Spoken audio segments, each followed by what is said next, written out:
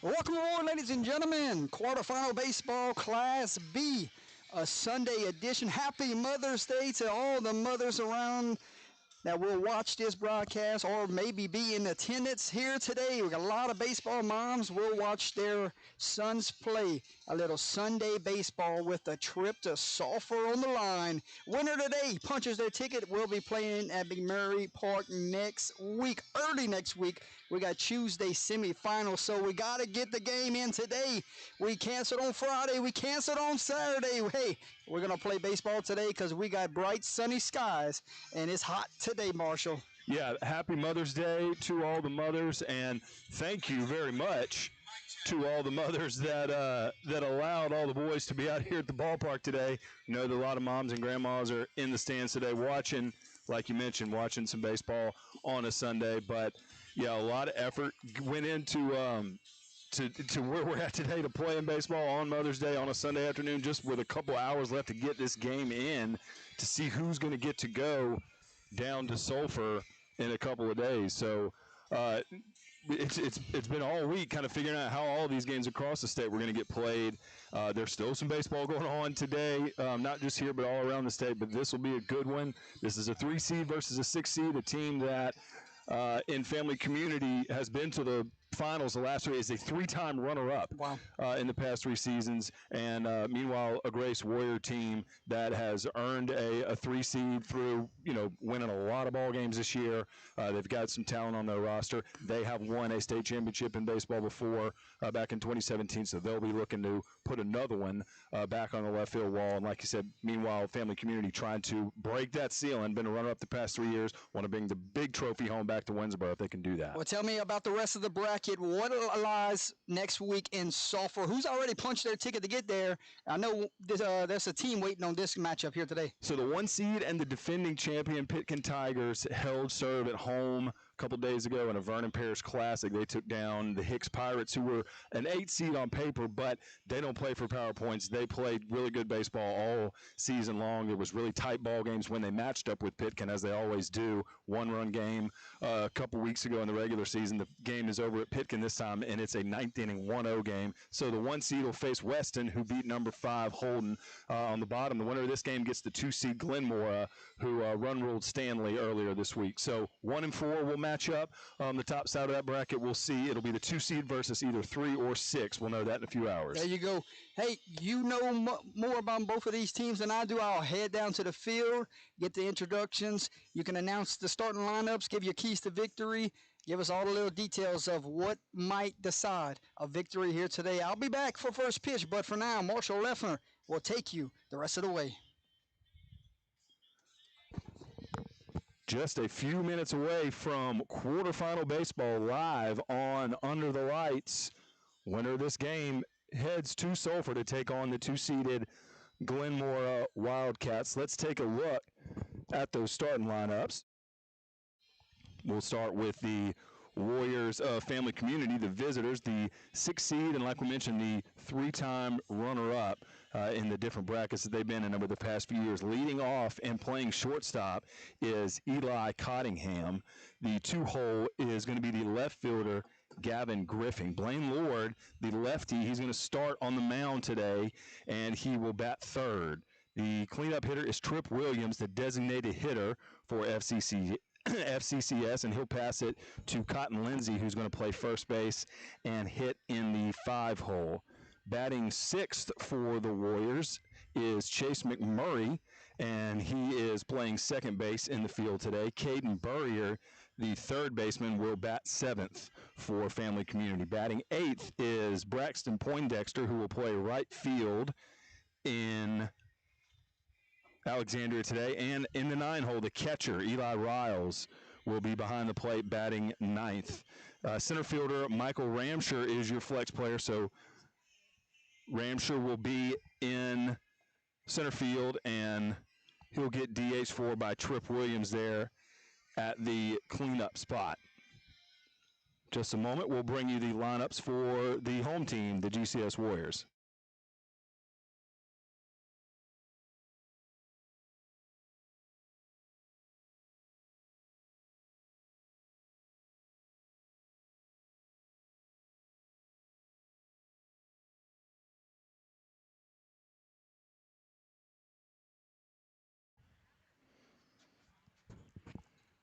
And taking a look at the starting lineup for the home team, the Warriors, leading off playing shortstop is Cooper Courtwright. Batting second and playing first base is Brady McDaniel. The three-hole is Talon Epnet, who is playing second base today. He's also played in the outfield during the regular season. Tyler Ricardo is your cleanup batter. He will be playing third base for the home team. Logan Markle starting on the mound, another lefty, so it'll be a lefty-lefty matchup. He is on the mound today. He will be in the five-hole. Braden Wells is going to catch for Logan, and he will bat sixth.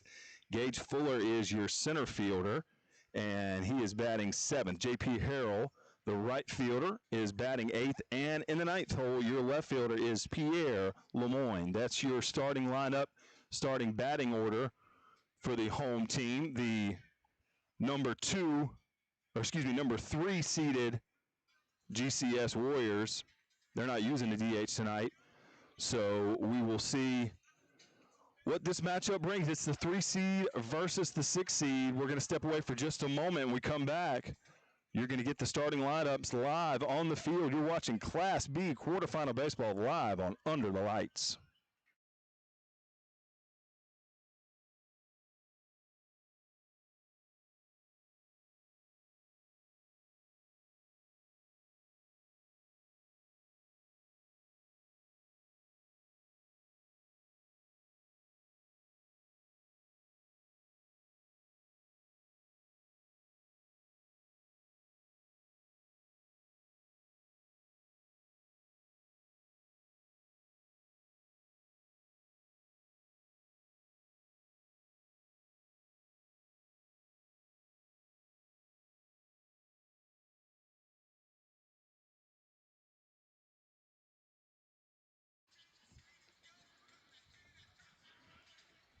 Quarterfinal baseball live on Under the Lights.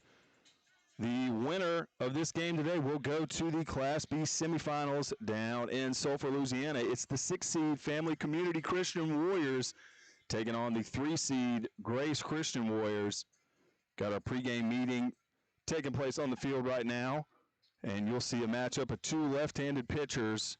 Blaine Lord, who has been part of a deep starting rotation for FCCS, hasn't necessarily had a playoff start and has been kind of in use sparingly as a pitcher, but did get some starts in April and has pitched well. They had some tough competition there in the last month of their regular season, so Blaine Lord, the lefty, will get the start for the visiting Warriors. Meanwhile, number 27, Logan Markle, he has been an absolute sledgehammer for this Grace Christian team this year. No hitters, one hitters, 20 strikeout games, 15 strikeout games. He has been dominant as a pitcher, been pretty consistent at first base as well, and has been a solid hitter in the middle of their lineup. But Logan Markle caught the eyes of many around the state, just a sophomore, but he has pitched very, very well for this Grace Warrior team. He will more than likely be the person on whom they lean to start ball games on the mound for the rest of the way if they can get him rested and ready. They've got a deep staff. They've got some other pitchers, but Logan Markle has been the story for this Warrior ball team with what he's done on the mound as a starting pitcher this year. So he will face off against Blaine Lord. Like we said, two southpaws going to go at it today. This game was originally scheduled to be played Friday night, got pushed to Saturday, then got pushed later to Saturday, and then got pushed to today. So here we are on Mother's Day. Head coaches are just wrapping up their pregame meeting at home plate, and we're going to bring you quarterfinal baseball on Mother's Day live on Under the Lights. The winner of this game will take on the second-seeded Glenmore Wildcats in the semifinals. Step away, and when we come back, you'll see these two teams take the field. You're watching quarterfinal baseball live on Under the Lights.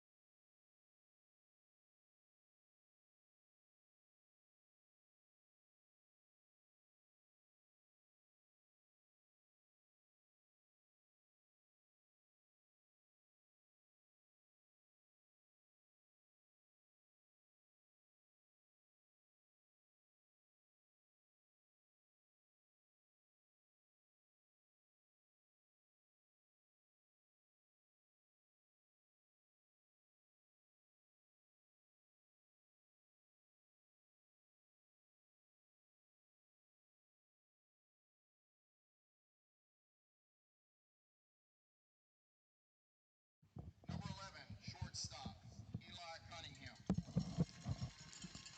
Number 8, left field, Gavin Griffin. Number 3, starting on the mound, Blaine Lord. Number 9, DH, Trip Williams. Number 21, first baseman, Colton Lindsay.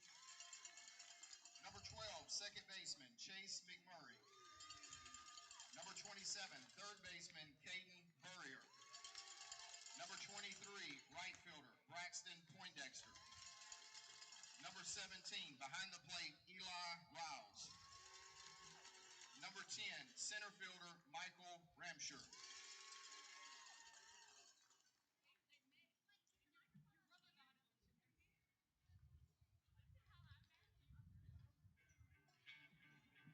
All right, Warrior fans, please stand to your feet and help me welcome the starting lineup for your Grace Christian Warriors. Number 42, shortstop, Cooper Courtney. Number 19, first baseman, Brady McDaniel. And number 5, second baseman, Tallyn Elknut. Number 3, third baseman, Tyler Carter. Starting on the mound, number 27, Logan Markle. And behind the plate, number 8, Braden Wells. Number 9 in center field, Gage Ford. Number 24, right fielder, JP Harris. And number 25, left fielder, Pierre Lamar.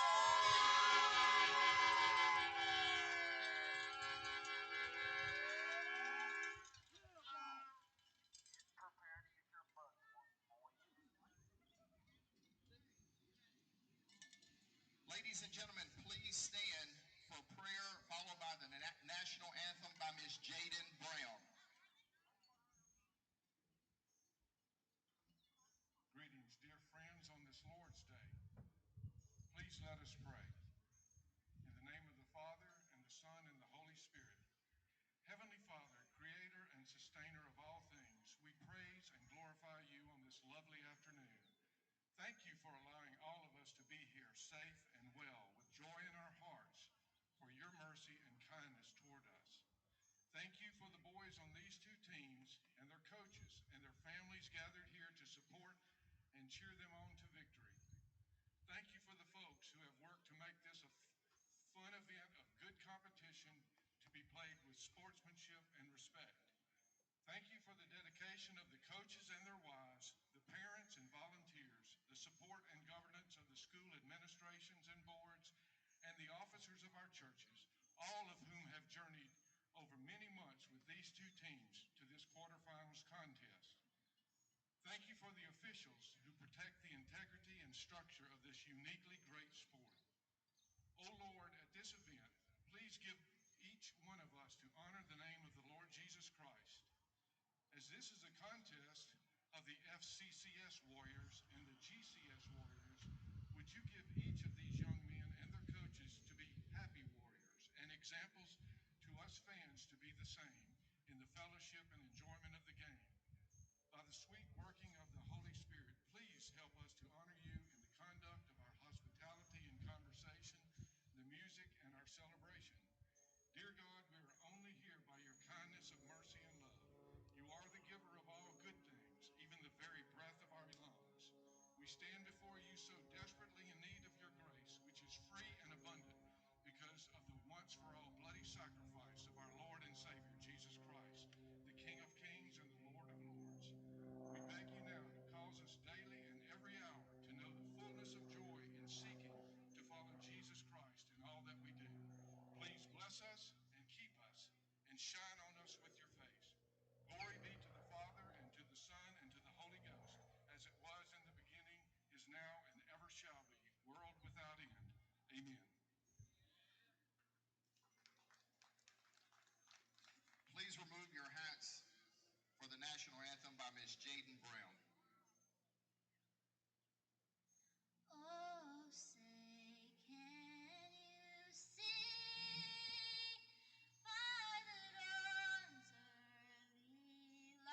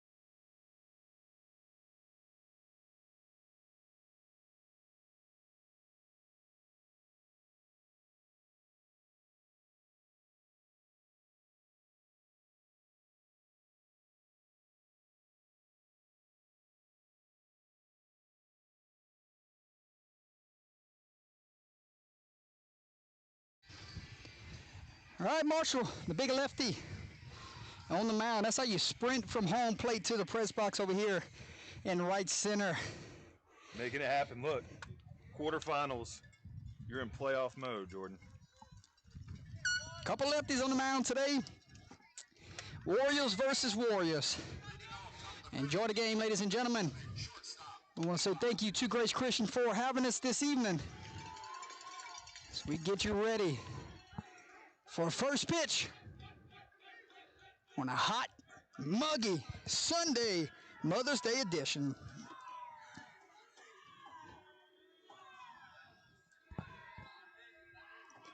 First pitch comes in at 5:35, and we are underway here in this playoff game. Marshall, excited for the opportunity. What do you want to see out the gate early from both teams? Well, That one's skied out of play. so that right there, if I'm family community, that would be what I would want to see from them, is being able to get contact, kind of get going against Markle early, not let him get going to where he's just kind of striking out the side over and over again, which we're not exaggerating. He's done plenty of times. Chased it upstairs. Meanwhile, their leadoff hitter, Cottingham, he's been kind of their team leader as far as base hits, runs scored goes during the regular season. Guys at the top of their lineup, as is typical of Class B, guys at the top really making it happen for them. The 1-2 misses downstairs. The count runs 2-2. And this has been, if, I'll tell you after this pitch. Misses inside again. If the Markle count runs full. If he's had days where he's had to maybe, work harder than he has or hadn't had his best overall game, it's been just kind of being around the strike zone and not in it. Foul back. But he's been tough for a lot of hitters at all levels to catch up with this year. So, I mean, seeing him get in a groove today would be nothing new. 2-2, ripped it.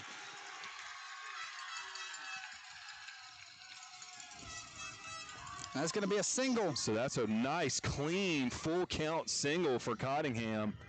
Really nice job of hitting by him to take a full count pitch that was high and right over the middle, up in the zone. And Jordan, that's one thing to keep an eye on already.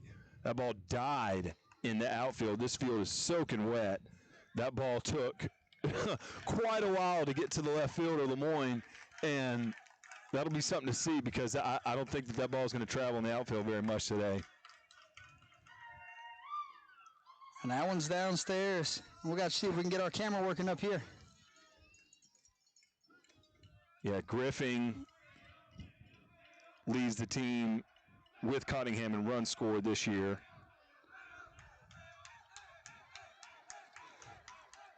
The 1-0. Upstairs again. Talk to the officials before first pitch. This is a Lafayette Association. Yeah, that's what I figured it would be, with them being able to kind of deal with the late breaking weather delays. That would be the association to be able to make it happen. And quick check over here at first, not in time. We know Cunningham, he can run, so they're keeping a close eye on him. Yeah, like I said, both him and Griffin lead the team, 12 runs scored in the regular season, so they're going to make it happen on the base pass at the top of the order.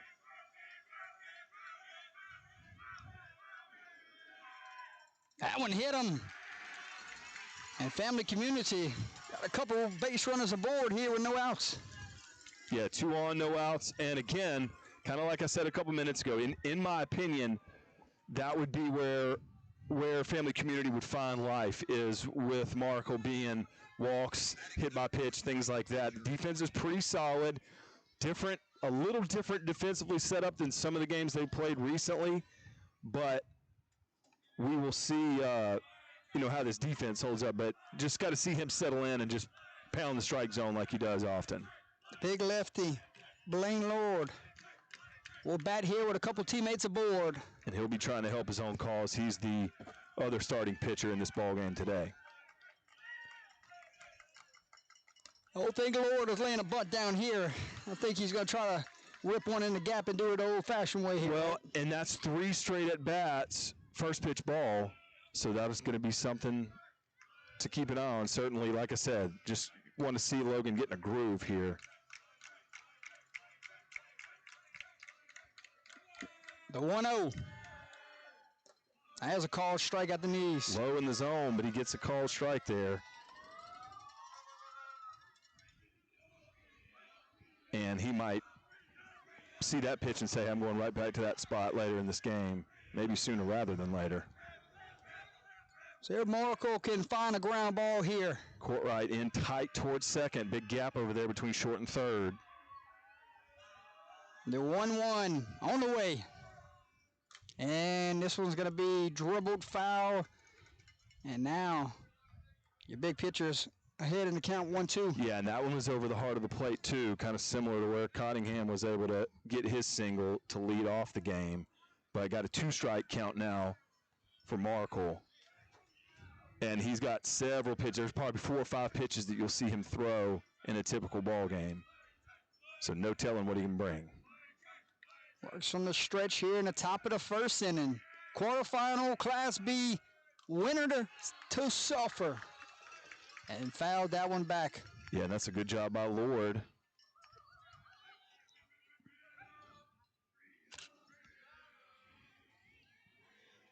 We'll do it again. 1-2 just underway. Top of the first inning. A Mother's Day baseball game here with a winner. We'll be playing in the semifinals against Glenmora on Tuesday.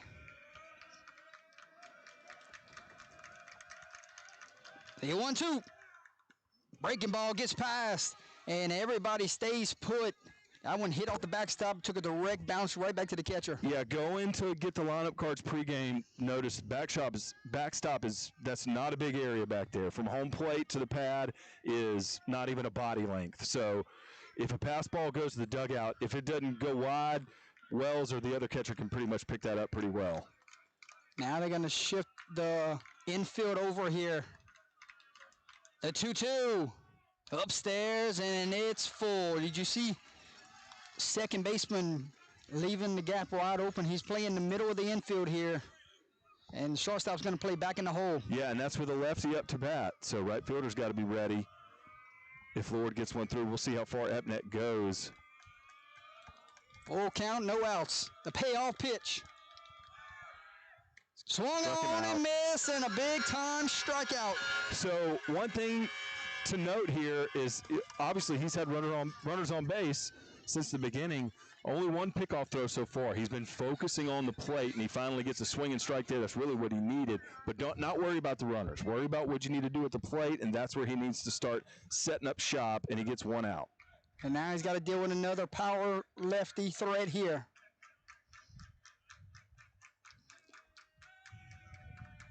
As we will see, Trip Williams bat here. He's your designated hitter this evening. Yeah, and he he's your RBI leader for the Warriors. And he's the, what is that, 3 consecutive left-handed batters? Or no, 2 consecutive. 2 consecutive. The 1-0, swung on and missed, took a big cut at it. So now you see Epnet, the second baseman, that previous pitch with Lord, he was over there holding on the runner. Now you see Courtright swapping over. Well, they just shifted the center fielder over also. So now they're keeping this gap right here in right center. They're playing him to hit the ball the other direction.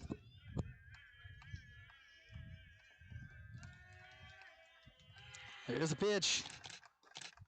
Called strike on the outside corner. So let me ask you that, Coach. When you do see middle infielders that during the same at-bat will change back and forth, what's the defensive strategy there? You're trying to let Morkin call.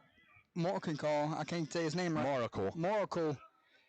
Pitch to his spot, let his defense work behind him. Gotcha. And right here comes the shift again. And they're going right before the pitch, so they're timing it up last second. That's what I'm noticing. And swung on and missed again, and back-to-back strikeouts. And look, get used to it. 2 strikeouts here after 2 runners were aboard, and here's your third straight lefty you talked about. Okay, yeah, that's what we were on the look for pregame. But yeah, 3 straight lefties in the lineup. Cotton Lindsay will bat here with 2 outs now. Family Community got the first 2 runners on and went back-to-back strikeout, and now Moracle is trying to end things here and leave them stranded. Yeah, we mentioned 20 strikeouts against Washita earlier in the year. Multiple no-hitters, multiple one-hitters. I think he had 17 strikeouts against Lacassine in the regional round. And again, doesn't need to get it done that way, but coming from the left side in high school, you get those swing and misses. And as consistent as he is, and as hard as he throws, mid-80s, he's been a tough matchup no matter who they Especially when play. you come from the left side. Exactly. That was the only shot I had. Base hit, could score, but you know the ball's going to be knocked down with the wet conditions out here. We're going to see what happens. Yeah, runners on the move. And again, a first pitch ball. Outside misses. We've seen that tell the story. We've seen first pitch ball tell the story of the start so many times this season on UTL. And really, that's been his only issue so far. Once he gets to 2 strikes, obviously he's going to finish him off. But 1-0 is not going to be his friend. 2 outs, 2 aboard. Top of the first inning. The 1-0.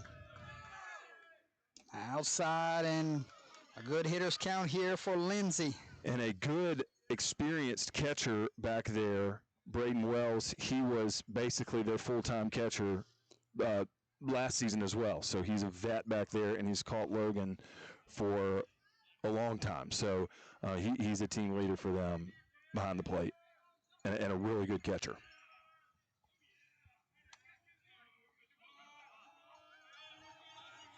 The 2-0. Outside again. And he's a pitch away from walking him loaded. Yeah, it's his first 3-0 count, and that's so far he's been able to avoid that. Going to get back over the plate, get some foul tips, and get back to those 2-strike counts. But if you're Lindsay right here, you got a hard take right now. I think 2-7 pipes this one right over the plate and gets back in the groove. You're keeping it on the shoulder if you're Lindsay. A 3-0. Yeah. Red light. He looked like he wanted to go for it, but Coach had to take on that it. wasn't necessarily right over the middle. That was on the edge, but Wells frames it well, and I think that's the call that he's going to get.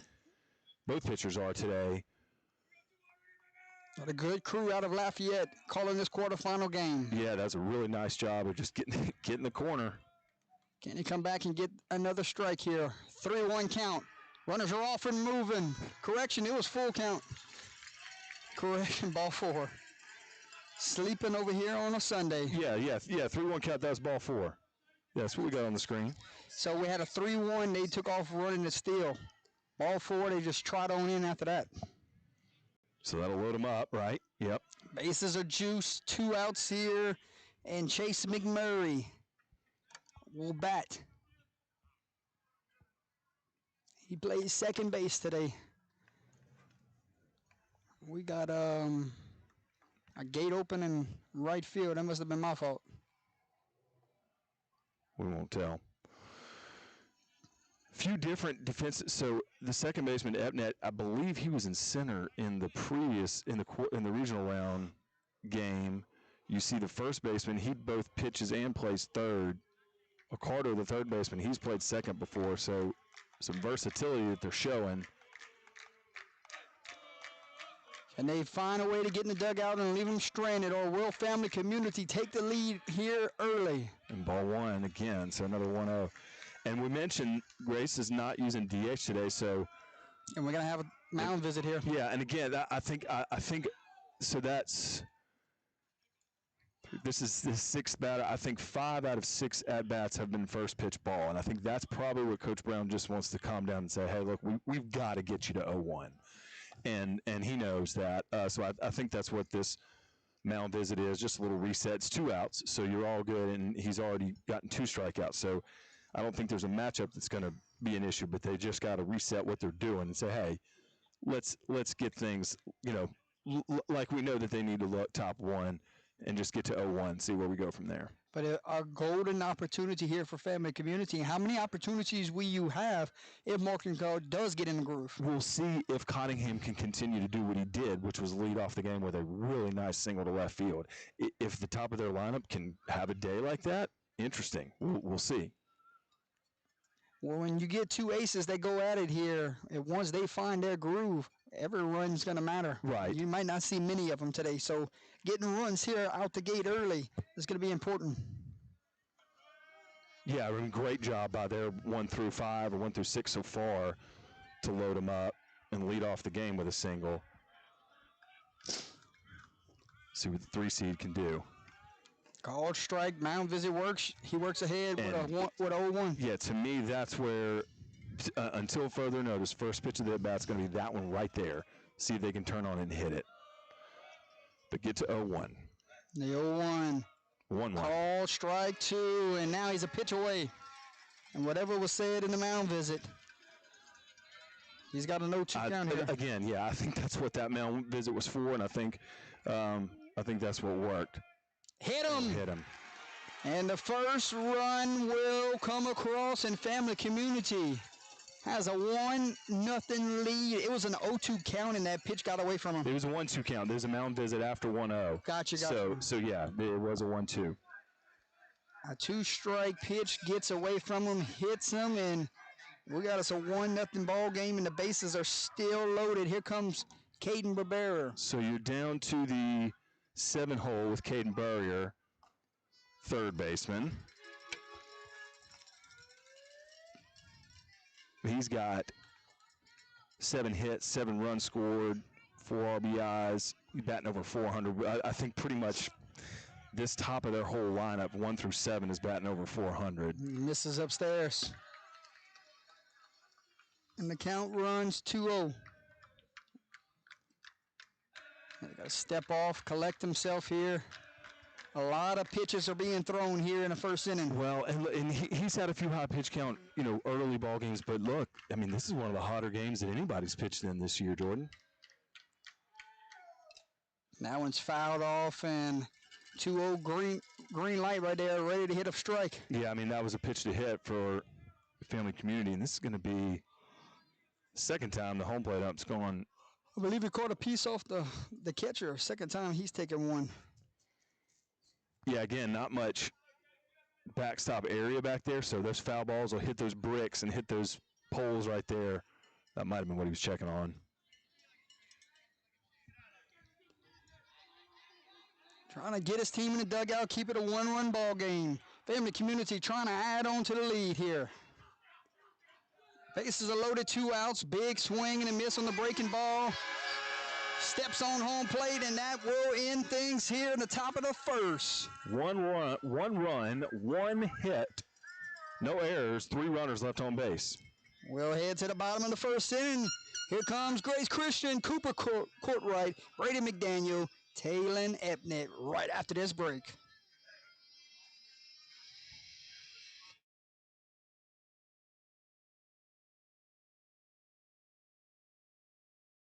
Howard Pool Company, taking pride in every pool since 1973. Locally owned and operated, serving all of South Central Louisiana, specializing in new construction, genuine and vinyl liner swimming pools. Give Mr. Kyle Vidrine a call today at 337-942-7222.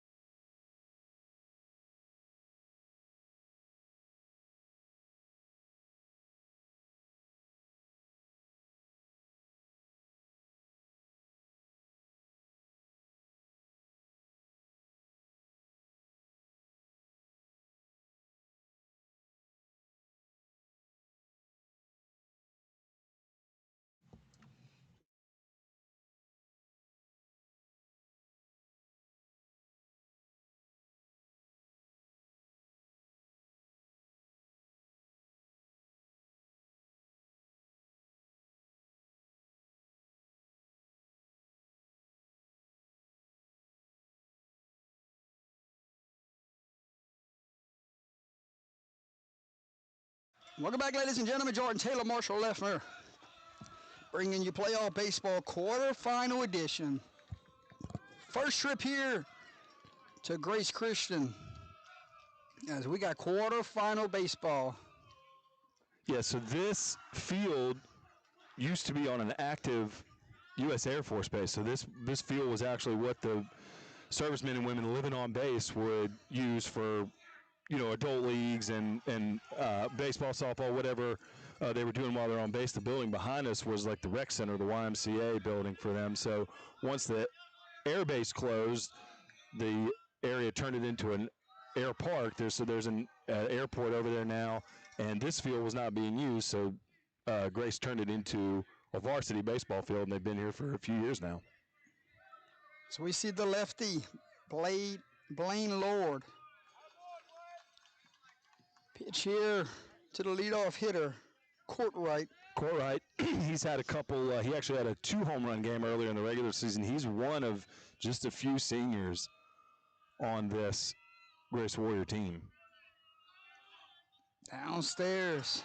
He's also a pitcher. He's been brought in 3-1, 2-1. on some save situations, 2-1, I believe. Excuse me, I was giving you airbase history there. Can you see the scoreboard from where we're at? No, it's right next to us. And rips that one foul into the student section. Heads up over there.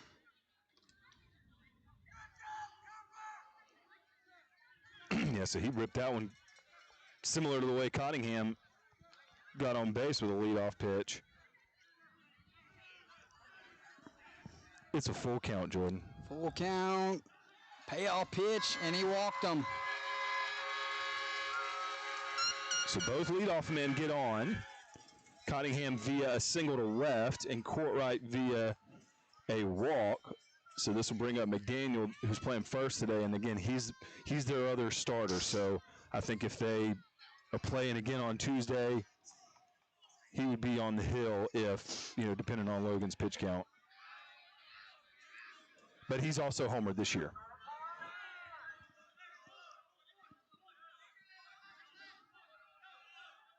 Inside pitch, just missed.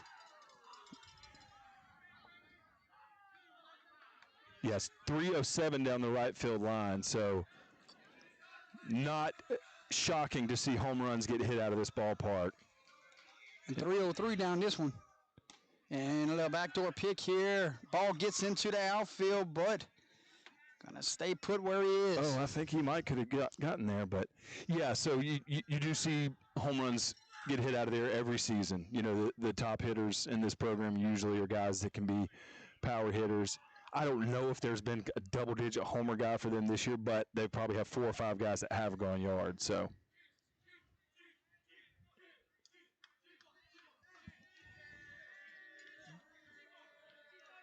1-0 count here.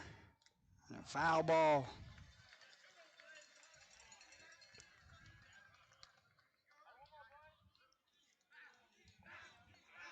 You see the count? it is 1-1. 1-2, excuse me. So 1-2 count here from Blaine Lord. See if they try to get active over here on the base pass, and Courtwright takes off on this, thinking he gets a breaking ball pitch. Yeah, he's stolen many a bag this season. Stays put in. A big swing here. And giving it chase. The catch is made out there in left field. Yeah, that was in foul territory, I believe. So Courtwright stays at first. Big swing, like you mentioned. Cottingham there in left field to make the play.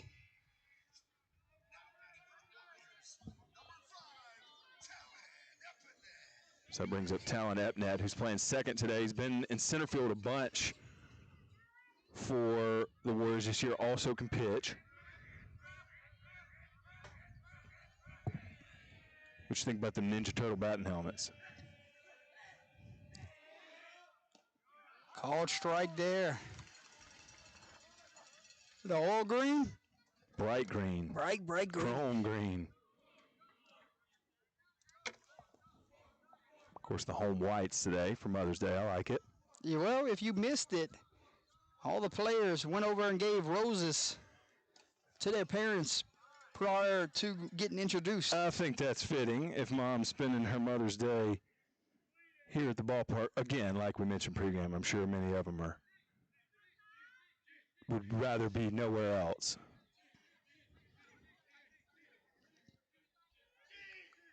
1-1 count here. Bottom of the first, 1-0 Family Community with the lead. And good play there from the catcher, Eli Riles, not letting that ball get to the backstop and let a runner move up. Nice block there, and yeah, you'll probably see the home team exercise some patience here, wait for Lord to come to them.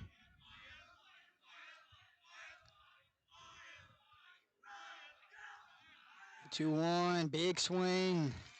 And now he's down 2-2. Got to see this Family Community team up close and some good-looking, solid kids in this program. And a really tough schedule. They played Calvary twice. You know, they played 5A schools all year long. Played a really, really good schedule. 2-2 here. Swing and a miss and a called strike, 3. And there is 2 outs in the inning. Yeah, both teams did play, played, there's Barb on the schedule, there's Calvary on the schedule, Benton, some top teams. Family Community really, if you go and look at their regular season schedule, they battled and competed and have a very, very good record against the really strong parts of their schedule. So they earned that 6 seed for sure. Tyler Accardo.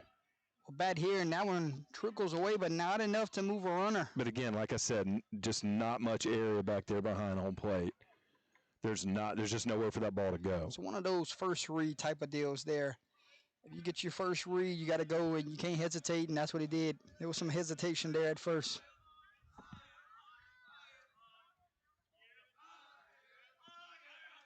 All strike. Nice job, Bob Riles. Framed that one where it needed to be.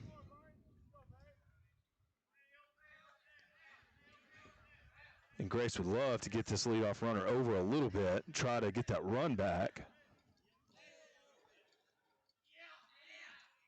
And ground ball here to the second baseman, gloves it, fires in time for 3, and that's all she wrote here in the bottom of the first. No runs, no hits, no errors, and 1 runner left on base.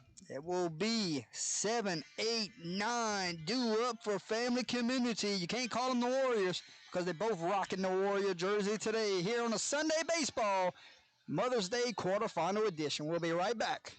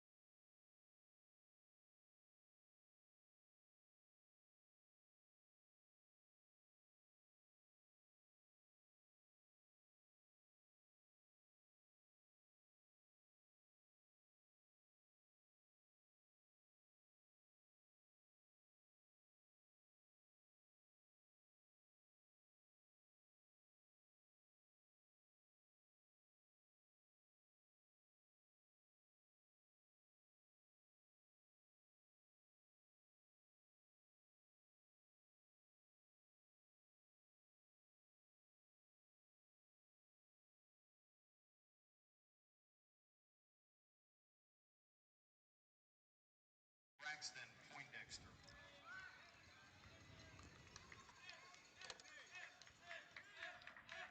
Braxton Poindexter leads things off here. And the top of the second inning, Family Community holds a 1-0 lead. Called strike to start this inning. That's what he needs. He can put it right there every single time. They can try to hit a ground ball or they can watch it. That's where he needs to go, 0-1. Fouled back and the count runs 0-2. Now look at that, yeah.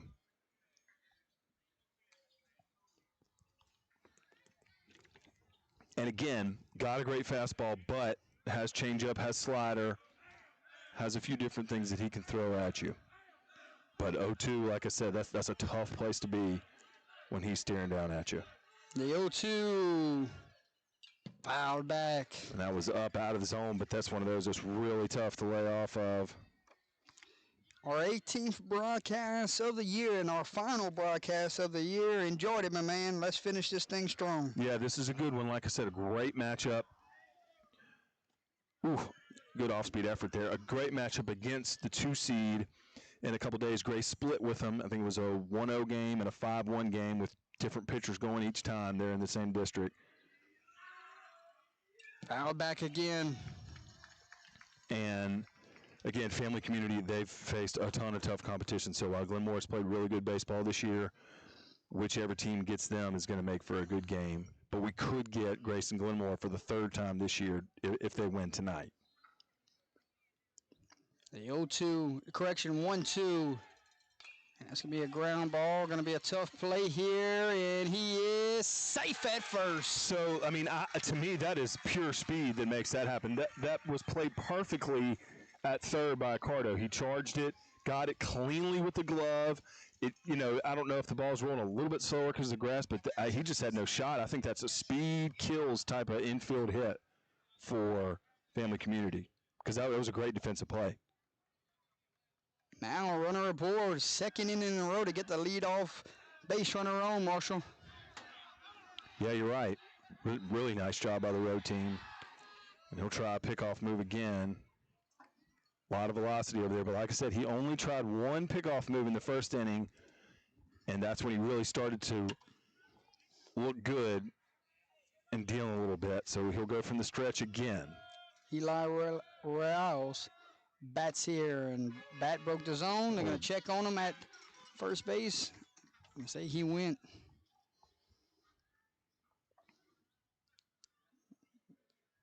Got us an 0-2 count here.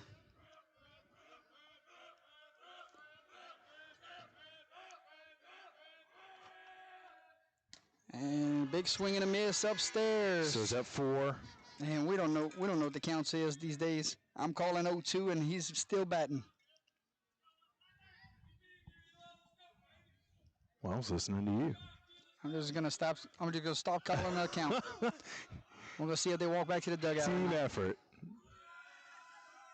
And check over there at first again, not in time. So yeah, it's 0-2, no outs.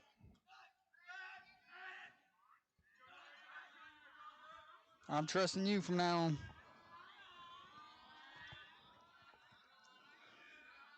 The 0-2. Outside, and good waste pitch there, no fishing, and got us a 1-2 count here. By top of the 2nd inning, 1-0 is your score. Winner to Sulphur.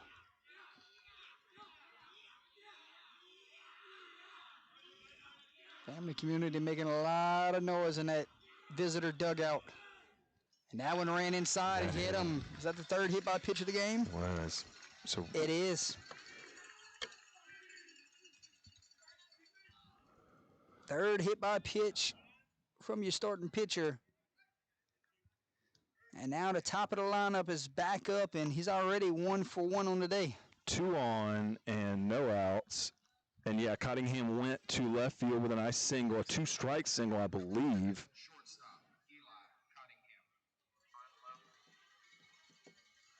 And again, just need to see Logan just find the zone, which still early, 2nd inning, and still nobody hurt.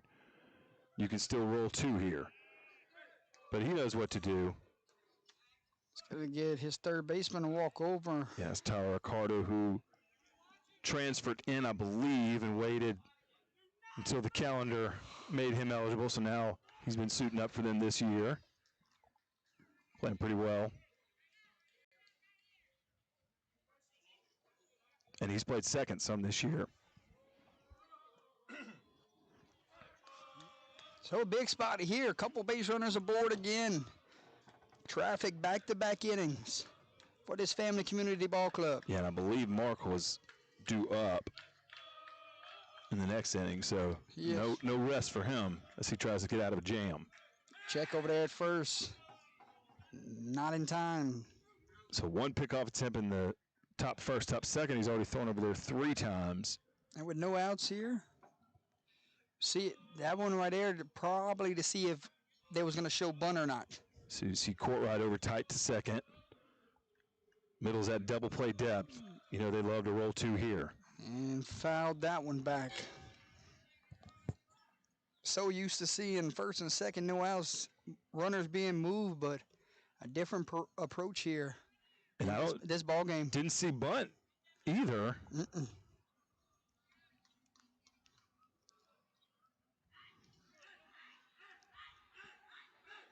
Well, setting up outside. He did rip a single last at bat. See him setting up away, but he goes inside. And ran it I think inside. he might have missed a spot there.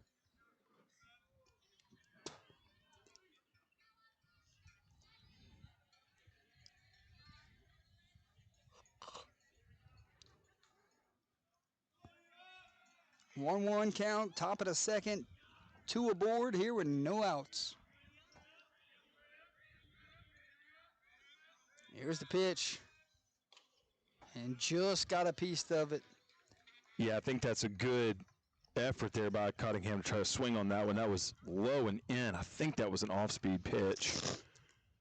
But nice job to spool that one in a good spot for Markle. Now he's ahead 1-2. And we're going to have another visit here from head coach here for Grace Christian. So we'll take it with him, ladies and gentlemen. You're watching Quarterfinal Baseball live on Under the Lights. We'll be right back.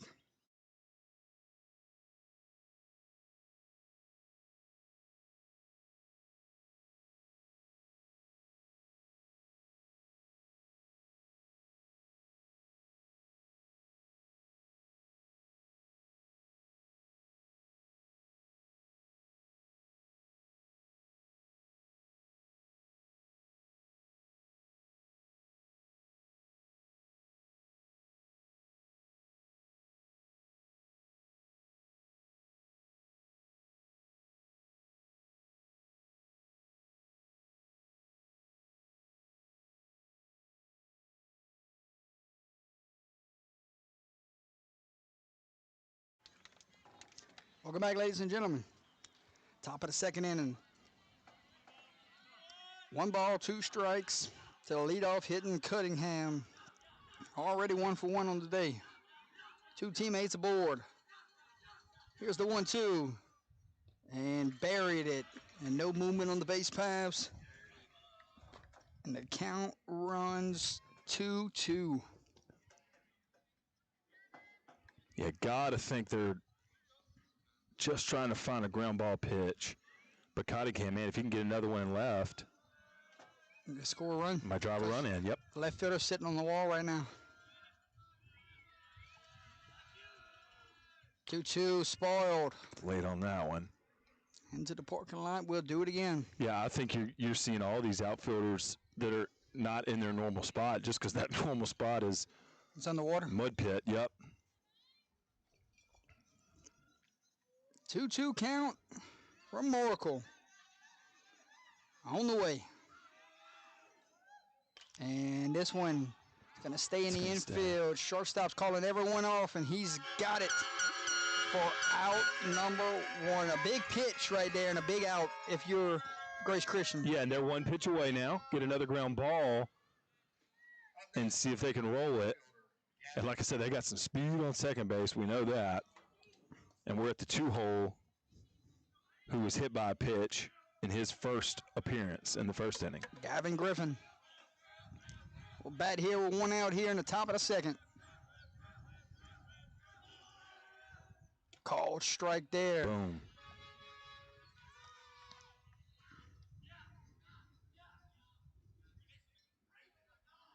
Starting this at bat 0-1.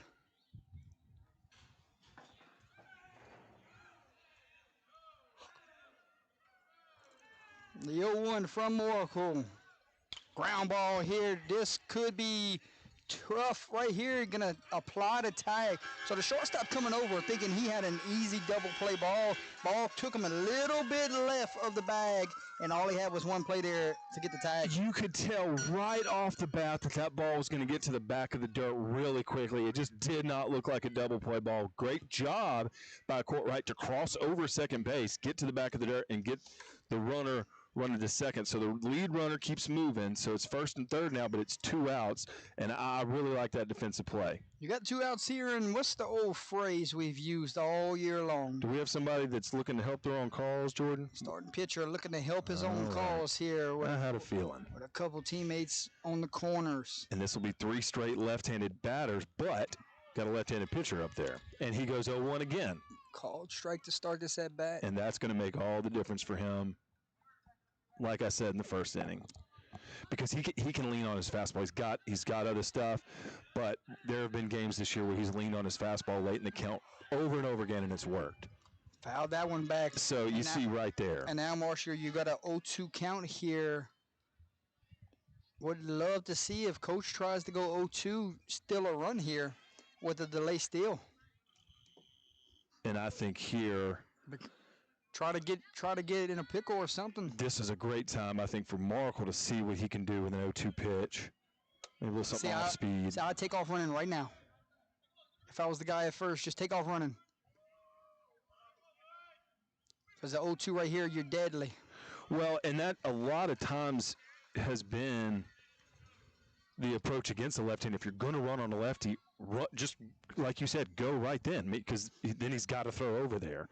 But and you called a balk right there. Run scores at third. which I don't know if you're going to get Logan a balk. Well, we got a 1-2 count here. A long stare down at first. Everybody stays put and Good it's right pitch. down the middle. Bring him up. Called strike 3. That's why I like getting them in motion right there. Try to steal a run. Because he's a really good 2-strike pitcher. And all the while, like I just mentioned, Markle can trust that fastball late in the count. It's just worked all season long. Why not do what is just so simple, which is just paint the corner with some speed, get in the dugout. Now he's up to bat. Yep, but you got the scouting report on the guy on the mound.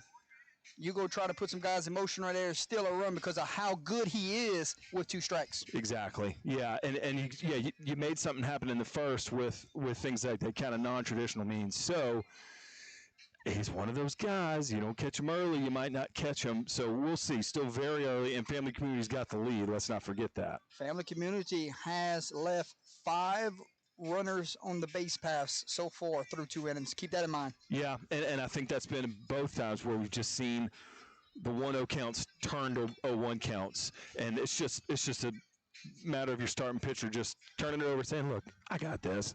I know what I know what I need to be doing here. Do the easy things really well. Catcher's doing a good job back there, framing, and then just kind of mixing in whatever the pitch sequences are. Really like that one on the 3rd out to go back to that fastball, 2 strikes, and again, pitch count probably not ideal through 2 innings, but as far as seeing him get outs the way that they're used to seeing, that's normal. So they're good there. Hey, you're watching Quarterfinal Baseball Class B winner to Sulphur. We're right back after this break.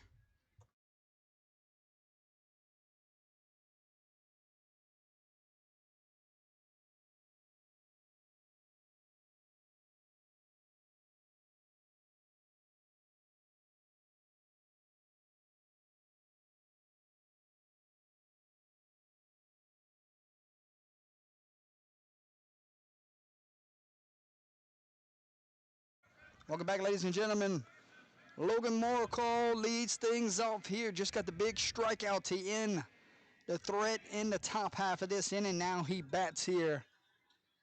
And we got us a 1-0 ball game, bottom of the 2nd inning. And was that 5 strikeouts on the day so far, or 4? 4. That's a good pitch from Lord. Oh, but it's called for a ball. So a 1-1 count here. And a big swing and a miss. Big rip there. Morrical, and the count runs 1-2.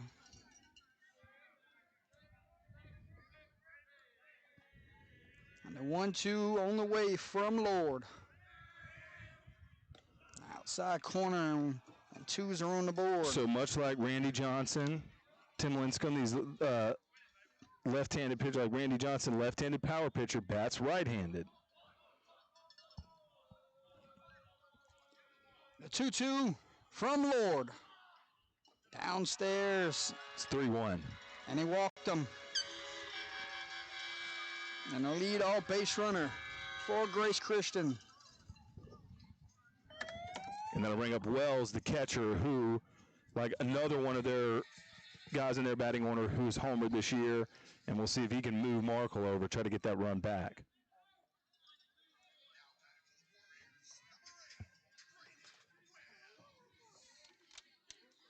And Braden Wells, the catcher this evening, bats here with nobody out and a teammate aboard.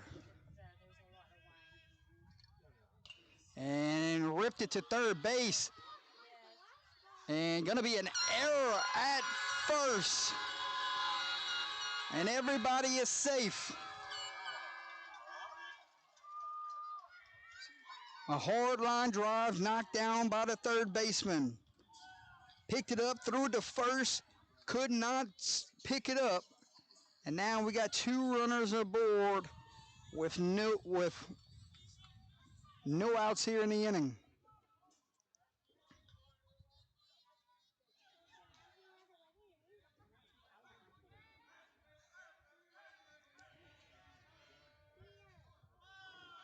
And showing bunt here. And the ball gets past the catcher. And both runners will move up. Grace Christian faithful making a lot of noise. Coach is going to call time. We'll take it with him. We'll be right back.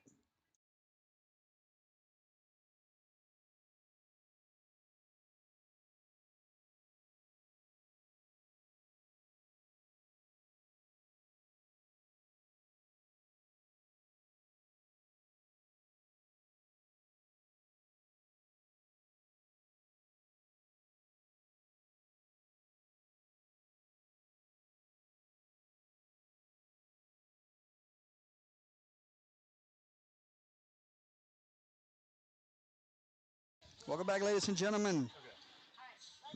Now visit is over. Runners are at third and second.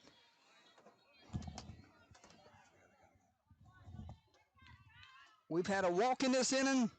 We've had an error in this inning. And we've had a pass ball.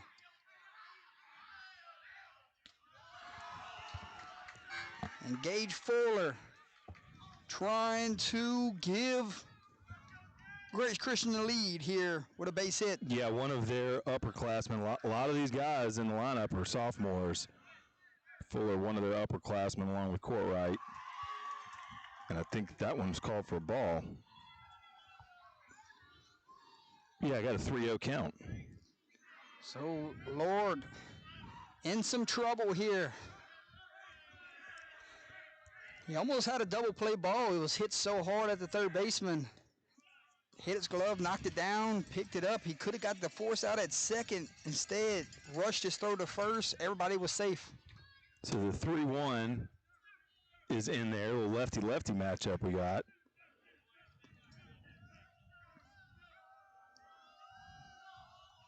And that one's going to be in play. Everybody's going to be safe. No, he called him out at first. Called him out at first.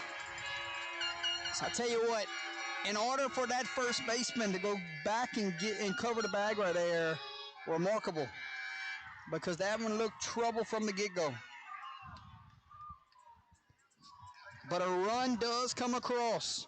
Yeah, nice job getting that out at first, and that's the play. Well, second and first were both going for the same baseball just now. And first baseman had a wheel off, and that one was a bang-bang play at first base. Runner scores, but we do have an out in the inning, and we have a runner at third base. That's a called strike. So Gage Fuller gets the RBI, but he's called out at first base. No problem. Yeah, that's a sack bunt in my mind. As J.P. Harrell will bat here with an opportunity to give Grace Christian their first lead of the ball game. And showing bunt here. And yeah. They had the old squeeze on. I like the call. You can get it done with a sack fly, but You can lay a bunt down here with your 8-hitter and bring in a speedy runner. I love that call if he can get it down. And we got one out. J.P. Harrell, your 8-hole hitting right fielder. Bats here, and Lord still on the bump. A little traffic here in the second. But a 2-strike count now, so the bunt's off. As Harrell's going to have to battle back down 0-2. And he did. And a big-time strikeout from Lord. And now we got 2 outs in the inning. Lord's second strikeout of the game. And now he's got to go through the 9-hole hitting Pierre Lemoyne. Runner on third, but 2 outs, so going to have to get a base hit or find a way on. Called Drive strike. that run in. Right there at the belt. And just like Markle, Lord, key for him to get 0-1 with runners in scoring position like this. The 0-1 fouled off, and now Lord is up 0-2. Just like he was with Harrell.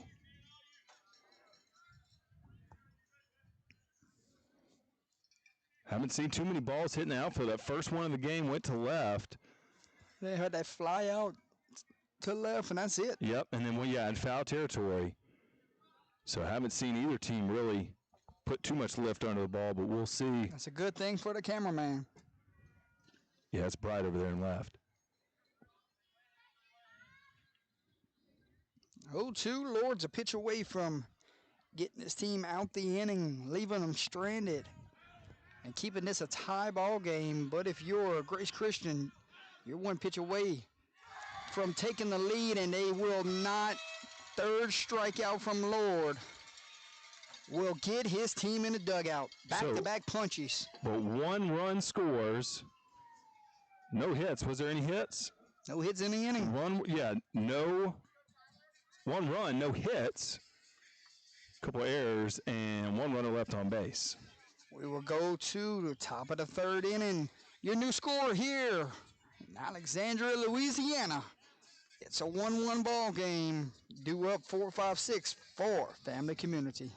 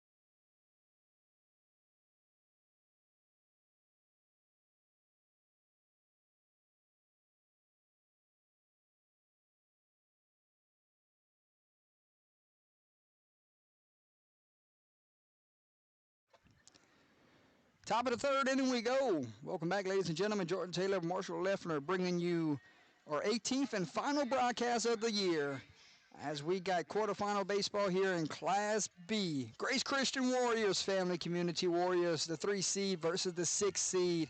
Trip to Sulphur on the line. Winner gets Glenmore Tuesday for the right to go play for a state championship. We're at that point of the year, Marshall. Yeah, of course, Glenmore, they won state in baseball before. Grace has as well. Family Community been the runner-up 3 years in a row. We know what Pitkin's done. I believe they have 14 state championships. And starts just at bat 1-0.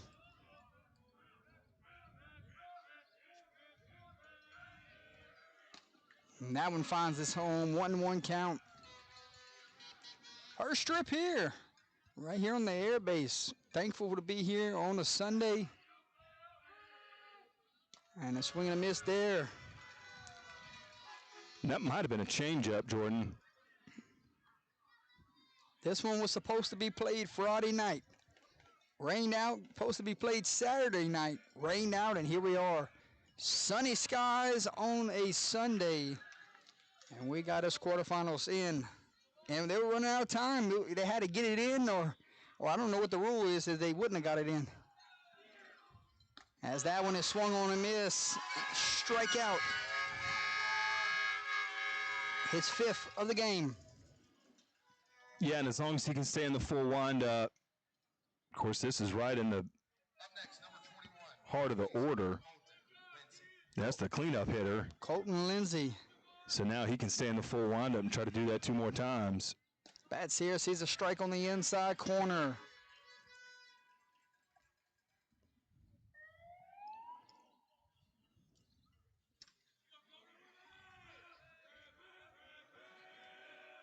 Oof, sailed that one over the catcher's head. And look, that can help you a little bit because that'd make that guy at the plate think twice.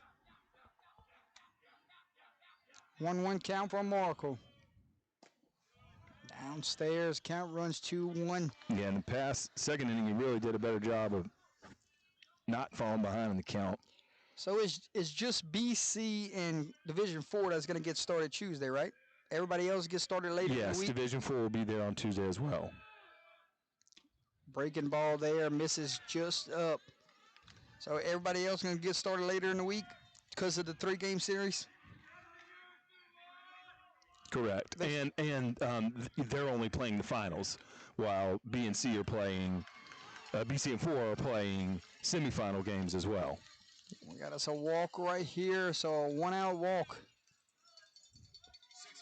So yeah, the smaller schools do get that extra round to have that opportunity to get the Sulphur experience. As Chase McMurray bats here with 1 out in the inning. Oh, really thought Wells did a nice job trying to frame that one. Didn't get the call. 1-0 count. Runner at first. And 1 out here in the top of the 3rd inning.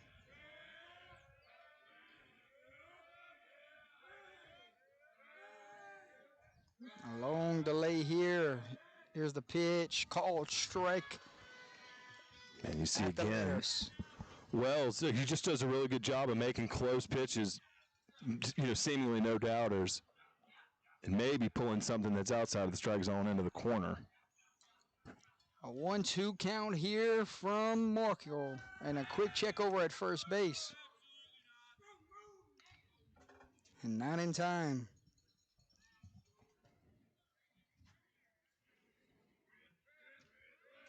Not much of a lead over there.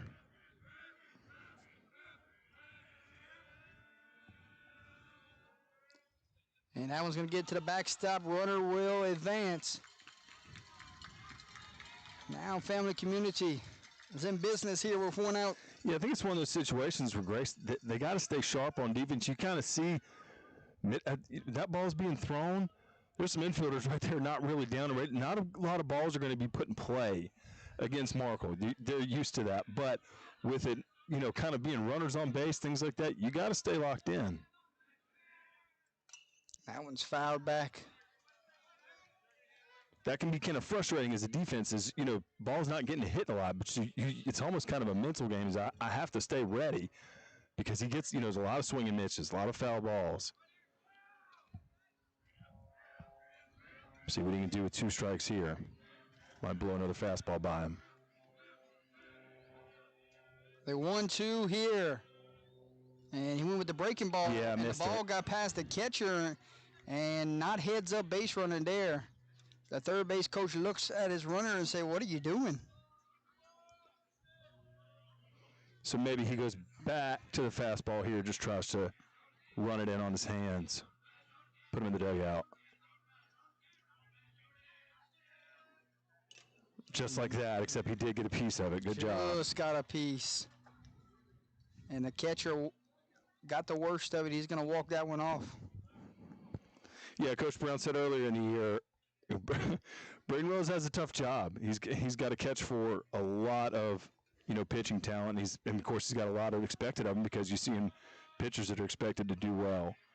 Not just Logan, but really their whole starting staff. So, Coach Brennan says he's got a tough job, and he's had one for years, and he's done a good job at it.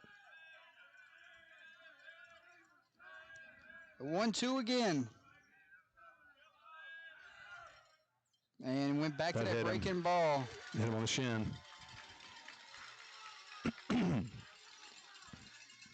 Yeah, went back to the same pitch, I think. Was it a hit by a pitcher or was it ball 4? I believe it was a 2-2 count. We'll go with ball 4.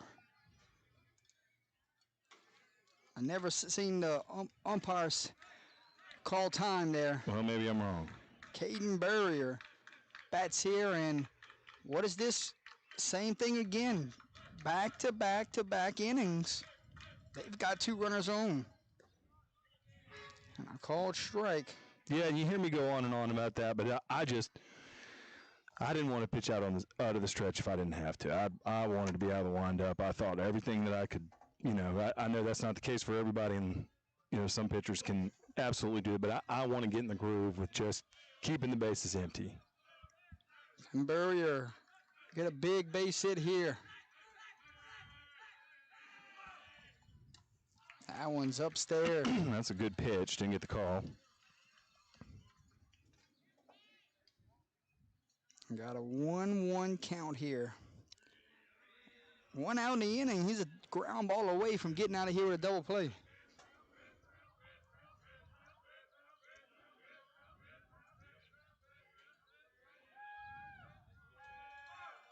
And chase that elevated fastball. Yeah, and that's kind of been the game, is that it's either been, it's either walk or strikeout, right now for Grace. So on defense here, they've got to be ready, if it's a double play situation.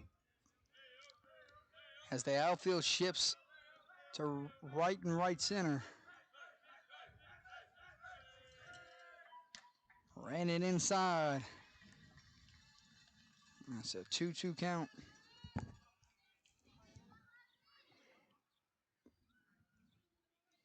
Yeah, Markle he'll be at 80 pitches by the time this inning is over. So if a complete game was in the cards. And got him to chase that one. For strike 3.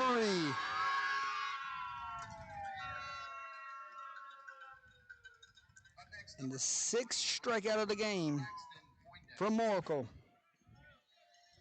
And 2 outs in the inning with 2 aboard here in the top of the 3rd inning.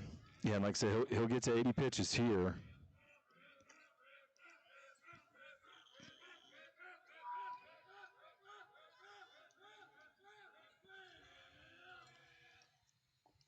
Downstairs. First time in a while we didn't see him go first pitch heater. Yeah. He's been going low and in, trying to hit that spot. But I think you got to go for max efficiency here. Got the batter that's going to have to battle in the shadows right now. As there's the heater right there for a call strike. So if you notice that home plate, catcher and batter is in the shadows right now as they got to try to pick up this left-handed flame. Yeah, and again, other than that leadoff, I'm just going to let him hit it. See if they can get on base. Trust my defense. The 1-1. Breaking ball. And that one's going to get out of play. And we'll do it again. 1-2 count here. 2 outs. Runners at first and second. Top of the 3rd. 1-1 ball game.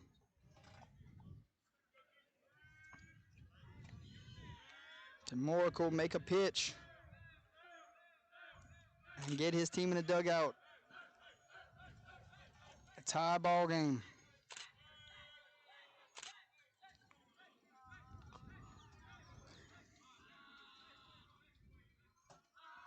Here's the pitch from Moracle. And he got him to swing. Catcher, no need to throw down. Caught it in the air, and that ends the threat again. No runs, no hits, no errors, no runners left on base. Is that 7 or 8? 7th strikeout of the game. So he's up over 80 pitches. So what Grace can definitely do, they're at the top of the lineup leading off this inning. They need to give some run support and get Logan in line for the win here. Try to get a run or two across, or maybe have a big inning and get it to where you can give him some support, and he can go out there and throw his next best 40 pitches and do his part. Or do you look at a situation where maybe you go into your bullpen a little bit so that he is available later in the week if needed? Well, there is no later in the week if you don't get Correct. past today. So, again, like I mentioned, very important if Grace can get a big inning here with 1, 2, 3 coming up. Can Grace get a crooked number? Can they give him some run support so that maybe they can start playing with a little bit of confidence, and he can continue to do what he's just doing, which is dominating at the plate. Just keep it in the strike zone. They're not hitting fly balls. They're not hitting ground balls. They're definitely not hitting line drives other than the one. So get him some run support, which I'm sure they can do here, and see what he can do with his next best 40 pitches if they need him to go 115, 120. Flip it. Blaine Lord. What's he's got to do to keep it where it is right now? Well, I mean, gosh, I don't know how much better you could ask for it other than that inning where, just the walks and errors. But he really looked good against the top part of Grace's lineup. Now, it's similarly family community, a lot of hitters over 400 for the year. Grace has that as well. They haven't necessarily relied on big runs to win games that way, win close games against good teams. They're comfortable winning a game like this. But Lord has just been super effective. Only had to face the lineup once so far. So, I mean, he's been really solid. Well, he's got to deal with the top of the lineup here in the bottom of the third inning. It will be Courtright, McDaniel, and Ebnett that will bat here. Yeah, Courtright got on base via a walk and then had a hard time kind of moving him in the bottom of the first. And he's going to lead him off with a first pitch strike. That's a nice pitch by Blaine Lillard. Low and in to a righty.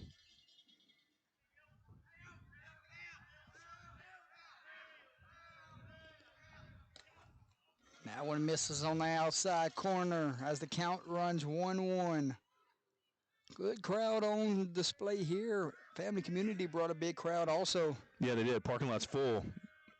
I noticed that a couple minutes ago. 2-1 to Courtright.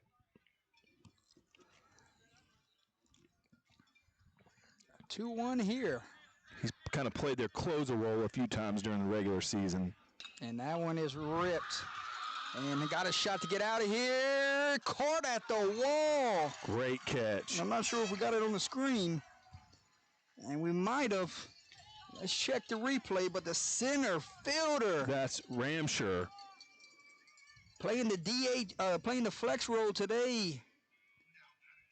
Just robbed a home run, which would have hit off the wall. Yeah, it was in the dead center part of the field, so fence would have kept it in, but that could have been off the wall for a double. But what a play there from number 10, Michael Ramshaw, running that baseball down, Marshall. And Courtright has more than one home run this season, so he's got that kind of power. That one almost snuck out of here as the 2-0 hitter Brady McDaniel will bat here. When you're talking about putting your back on the wall, that's what he did. Yep. Yeah, I think his elbow probably hit the back of the wall right after he caught it.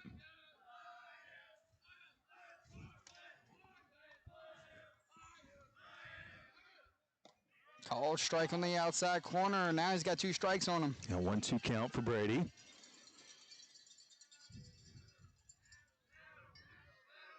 So pitcher's getting it done in kind of different ways. The 1-2, and another one. Sky giving chase is the left fielder, and he's got it for out number 2. So 2 baseballs hit hard in this inning. Both of them made by the outfielders. They'll bring up Epnet, who struck out, I believe, in his first appearance. 2 outs, base is empty now. Like I said, would be a good time to try to add a run here and get Markle in line for the win. He's first pitch swinging, and he swings past that one. Has Blaine Lord. Some good defense behind him. Looking good here in the third. Called strike on the outside corner, and now he's one pitch away. Yeah, so we talk about Markle being over 80. Blaine Lord's he'll be under 50 pitches. Wow. We got to go back to those innings that family community just kept getting guys on base. Might have left them there, but they just kept getting people on base, right? Yeah, and again, 1-0 again. I hate to keep going on and on, but yeah, that 1-0 count, that's just an extra pitch to your pitch count. An 0-2 here with an opportunity to send it to the fourth. And he will. No, he did not. They checked him down at first. See, the bat broke the zone. I thought it was a strike from I did too. Angle. I thought it was going to be a call. So it was low in the zone. It was a really good pitch, a great 2-strike pitch to throw. They checked on him, seeing if his bat crossed the zone. Umpire said no. And we'll do it again, 1-2. All right, let's see if Epnet can take an extra pitch, make something happen with it. The 1-2. And ground ball here to the second baseman. And it's going to beat him up. And What'd I just say? sometimes when you get an extra chance, you make the most of it. So just had a hunch that was just what he needed. That's going to go down as an E4. Yep, but he's on base with 2 outs, and you got your cleanup hitter now that can maybe move him around. Extra base hit. That net will be running. See if Ricardo can maybe put one in the gap here. See how fast Epnet can move. And a called strike there. We do see some bullpen action, and I think it's Brady McDaniel. It is, the first baseman. He would, he would, in some situations, start the next game for Grace, so he's in the pen now. And what's the old phrase? Can't worry about the next one if you don't get there. Right, yep, get there first. It's a 1-1 count.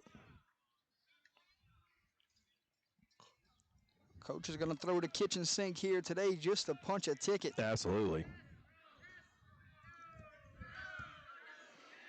1-1, 2 outs, runner at first. And a big rip. Got a shot to get out of here. Oh, my goodness. Can I get to the wall? Yes. Off the wall. And Epnet speedy. And, good job getting it in. And a great job to get the baseball in, and somehow Grace did not score from first just now. Wall banger, yeah, 2 outs. And again, Epnet's one of the faster runners on the team. It was just a really nice throw in from Ramshire from center. So 2 outs now. We got Logan Markle, who can put the ball in the outfield and put himself in line to get the win. So Accardo just banged one off the wall for a 2-out double. As Markle can do what? Help his own cause, and I think he just did. Yes, he did. Base hit, gonna score. A 2-out RBI single from Logan Markle, and Grace Christian has the lead, and we go back to Epnet getting the check swing. The check swing 2-out era. And just like when you see a ball hitting foul territory that's dropped, batter makes something happen on the next play. It's exactly what Epnet does. His speed got him down to first. You knew you were going to have to speed up to get the ball over to first, so he reaches on error. And Accardo, like we said, wall banger, smokes one, and then Markle takes the first pitch he sees and puts it in right center for an RBI single. First and second. 2 baseballs that had an opportunity to get out of here. First one, the center fielder made a darn good play. The second one hit off the wall so hard that it almost came back to the infield. No shot. And that was going straight to the wall 100%. And Grace getting it done with 2 outs. Big time. And another one right here. That's headed our way. Right into your living room screens. And he's got it for out number 3. The right fielder, Braxton Pondexter's got it. We're in the inning, but 1 run, it's a new ball game. 2 hits, 1 error, 2 runners left on base. Can Grace take the momentum from that? We'll see if so. It looks like McDaniel's going to go to first. So Markle, like I said, at 80 pitches, if they're going to go ahead and just burn him, then he's got to go in there and mow him down now with a lead and give him his best 40. And just like I said, just maintain this lead. You'll have 6, 7, 8 coming up.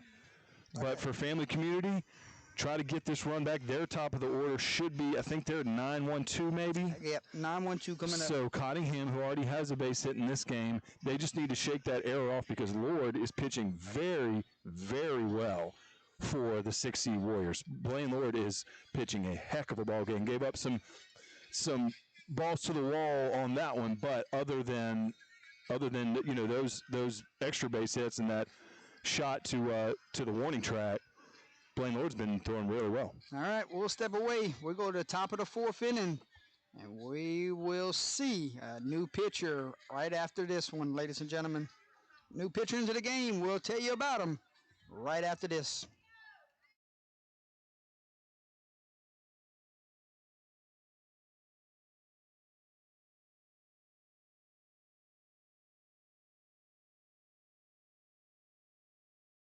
Every team has a winning game plan for Friday nights, but does your team have a fundraising game plan? This is Stuart Miller with Fundraising University. We help schools and teams raise more money in less time with a proven 7 to 10 day fundraising system. No more underperforming fundraisers. They take 3 to 4 weeks. No risky apps, no burnout. Over the last several years, teams in Louisiana have raised nearly $3 million working with us, averaging close to $600 per athlete. Don't settle for multiple small fundraisers when one great one can change your season. Go to fundraisingu.net today. Your winning play starts here.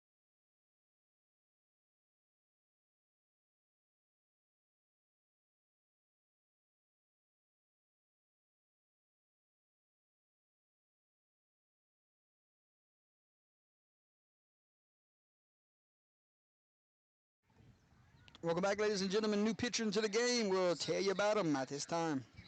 Yeah, Brady McDaniel, he is today's starting first baseman, so he'll switch spots with Logan Markle. First pitch curveball. You'll see it plenty. Markle's gotten a lot of the attention just because some of those gaudy stat lines, but McDaniels is just as good of a starting pitcher. He's been just as successful, and this is a spot that he's just as qualified to be in. And right there, he'll get 1 out on 1 pitch. So when Markle was injured last year, McDaniel had to step in a lot and handle a lot of starting innings. And so he got a lot of experience last year, and he's kind of carried that into this season and been kind of, they're 1A, but I don't even know if they look at it like that. He's a really, really good starting pitcher. Top of the lineup we go. Eli Cunningham, 1 for 2 in a day. So Markle finishes the day 83 pitches thrown, 3 innings, 2 hits, 1 earned run, 3 walks, and 7 strikeouts. So he threw 83 pitches, which requires 2 days rest. So that would mean that would allow him, by taking him out now, you save 1 day of rest for him. So not eligible for the semis. But eligible for the finals if they make it.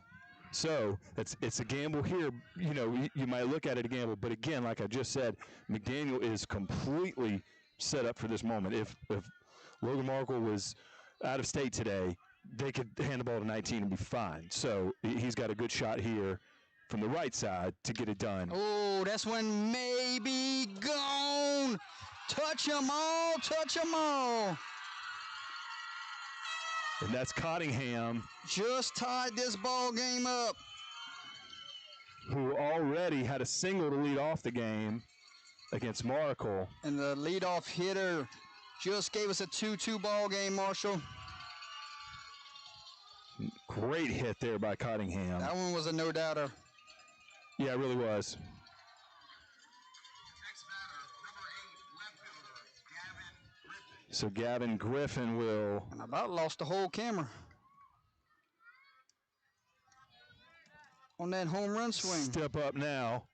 Yeah, we saw that one splash back here. All right, Marshall, we're going to step away as we fix things on our end. We'll be right back.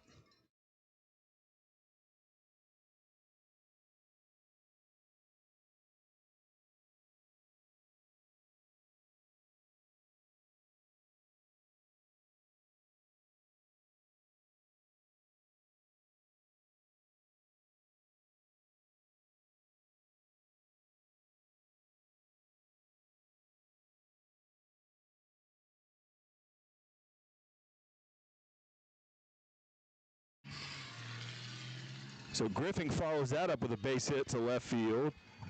And he's on first with one out. Up next, number 3, That'll bring up the 3-hole. Blaine Lord, who's today's pitcher.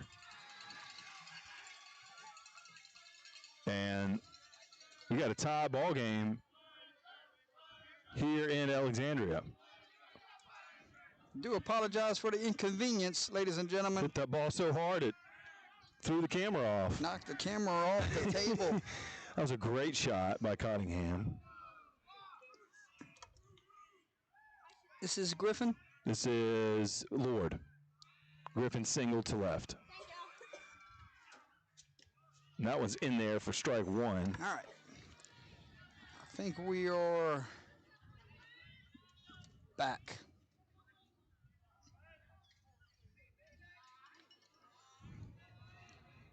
All right, let's play ball. Lord is your hitter here.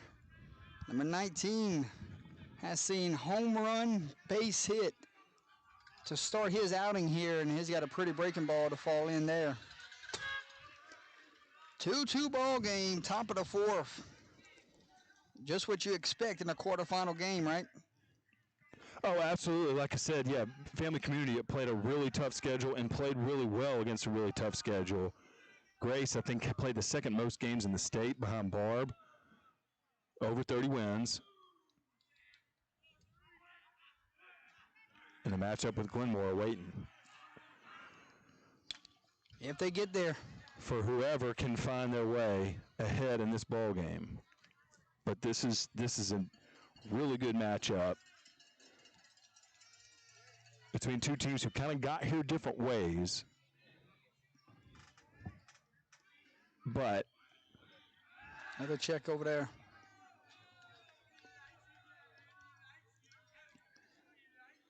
And then you look at this center field wall. It's not the shortest wall out there either. So for him to go send one out of here, he had to go to the highest point of the wall out here as number 19.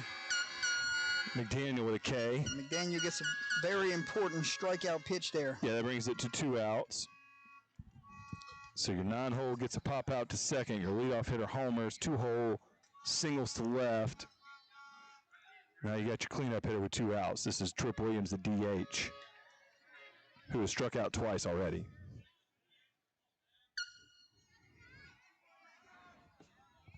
And that one misses. That was called a ball.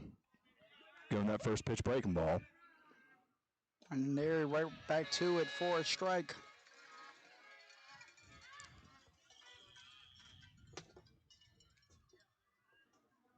A 1-1 count here, 2-2 your score. Runner at first, top of the fourth. Breaking ball again. Oh, that one missed. And that one misses. Head coach does not like that one.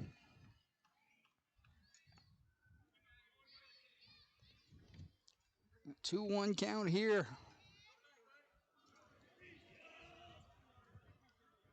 And the breaking ball for the third straight pitch finds a strike.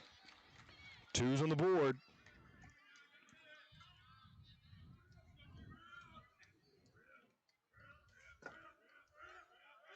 And a 2-2 pitch.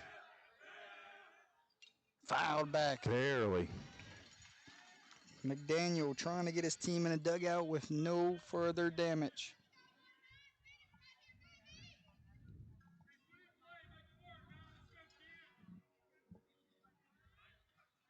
See if McDaniel can shut the door here. Give the bottom of his order a chance to get that run back, take the lead back. Or Some little kids come and got it. No. that one missed. What was it, 2 or 3 little kids that came and got the baseball? Back to 2 kids come from this side. Okay. And come got it, sir. 2-2 count for McDaniel. Breaking ball, and that misses. That's going to be ball 4. So a 2-out free pass. Yeah, they're back here looking for the home run ball.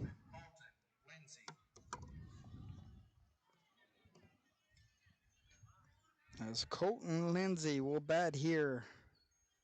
2 walks on the day for Lindsay. This Grace Christian pitching staff have given up 3, 4 walks and 3 hit by pitches so far on the day.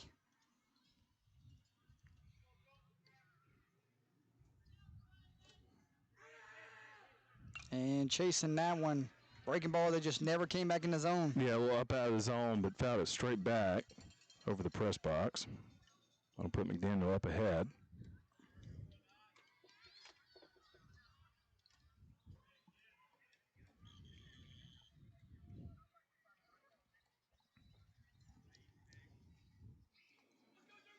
Oh, 1 count here. And swung on and missed. And now McDaniel is ahead 0-2.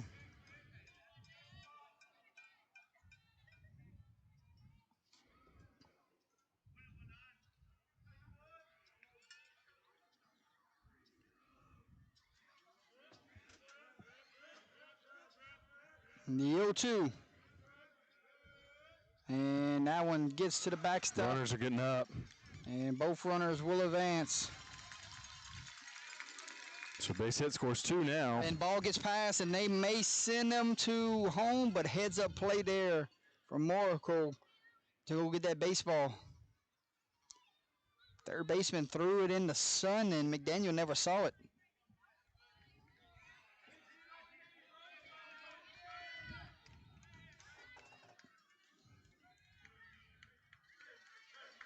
One, 2 count here. And misses upstairs again. Yeah, and it may have to just, again, kind of like Markle. Lay on that fastball. 2 strikes. Let him hit it. The 2-2. And this one is Spall. That's out of play. So 2's on the board again.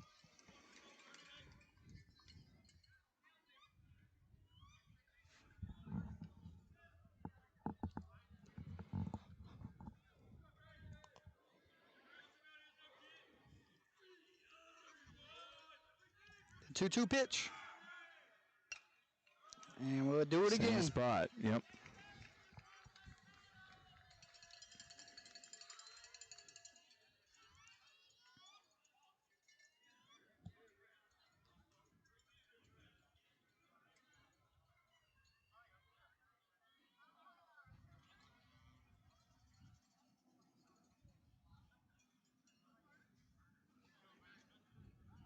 Ran out of baseballs. Great battle here between pitcher and batter. A base hit gives Family Community the lead. A strikeout gets Grace Christian in the dugout. Here's the 2-2. And it may fall in. Base hit. It's going to get to the wall. 2 runs will score. And it's going to be a 2-out RBI double. And Family Community has struck for 3 here in this inning. So that was so important now when they got to advance. Go from first and second to second and third on the ball getting away. There you go.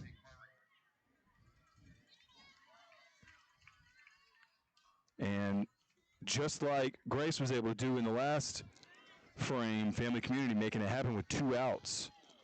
4-2 is your new score. A home run and a big 2-out RBI double here in this inning. Good pitch there, just barely missed.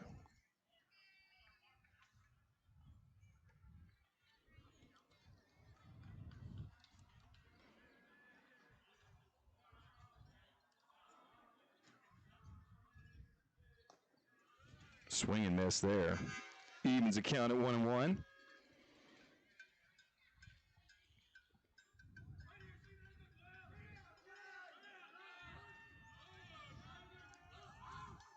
Got to try to limit the damage here if you're McDaniel. Oh, he got that call. Called strike. So a good spot for him now. And he's been throwing curveballs here. See what he does. Try to get a swinging K here. Still got a runner in scoring position for Family Community.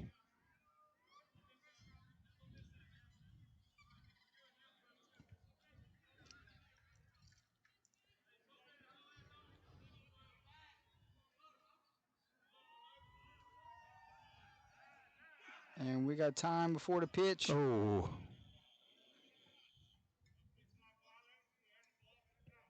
A pitch clock violation. Is that something in high school? So he's going to explain it. Going to explain it to the head coach for Grace Christian. Yeah, 1-2 count. So good spot. Like I said, good spot for McDaniel. Just either fastball or off speed. Get that third out and get those runs back. Family Community just doing a really great job with, since the second pitcher's come in, just kind of getting those extra base hits and hitting the ball really hard. That's where their bats really woke up for them when they saw a new pitcher.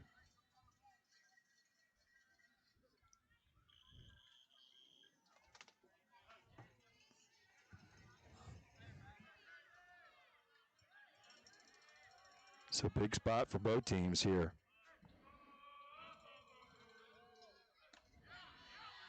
Whew, that was close too.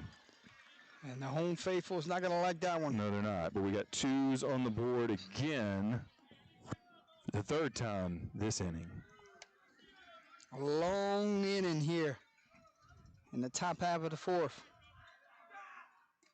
And a call, Struck him out. strike 3, and that's going to end things here, but damage done here from the top of the fourth inning. Yeah, 3 runs, 2 hits, 1 error, and 1 runner left on base.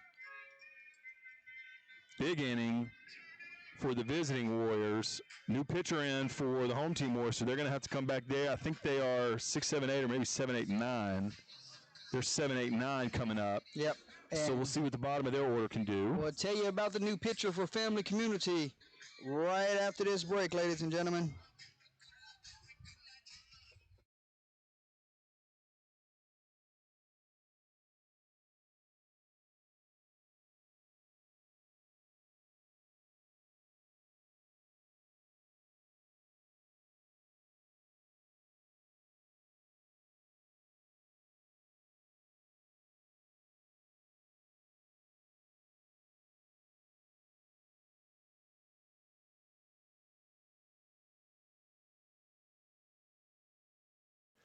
Gary Swallows Taekwondo Plus Tiger Rock Martial Arts, serving Opelousas and the surrounding area since 1988, with programs specially designed for all age groups. Tiger Cubs, 4 and 5-year-olds, juniors, 6 through 11-year-olds, teens, 12 to 15-year-olds, and all adults, 16 and above. Give us a call at 337-948-3433 so you can set up your first free trial class, meet all of our certified instructors, and take the first step towards joining our martial arts family. Taekwondo Plus Tiger Rock, teaching life skills and personal development, one student at a time.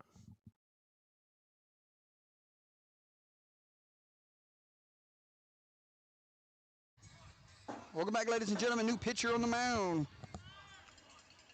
Looks like number 11, the right-hander. He takes over for Lane Lord. We'll tell you about his outing. Yeah, Cottingham is going to take over.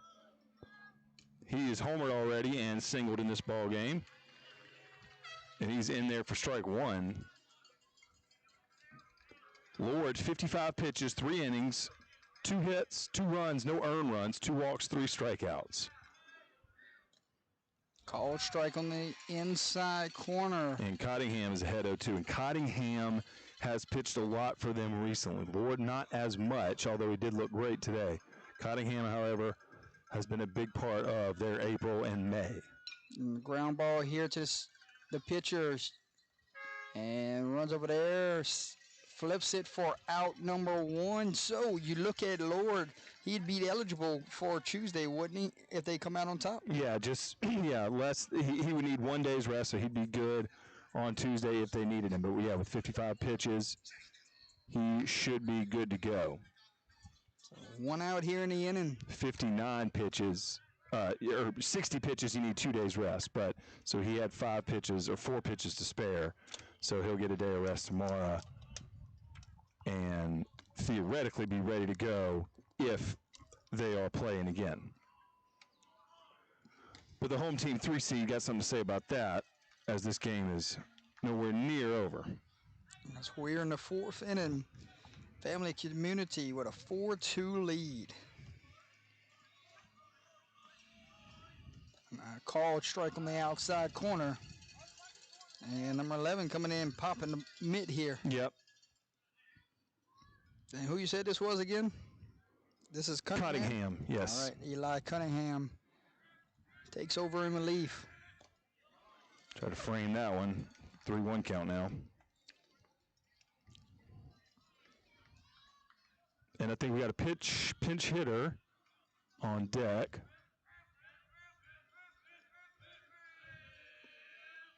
And that's going to be a ball 4, 1-out walk. So J.P. Harrell is aboard via the walk. As we got a pinch hitter in. See if we can see who it is. so this would be the 9-hole Pierre Lemoyne spot in the order, but coach is going to go to his bench here.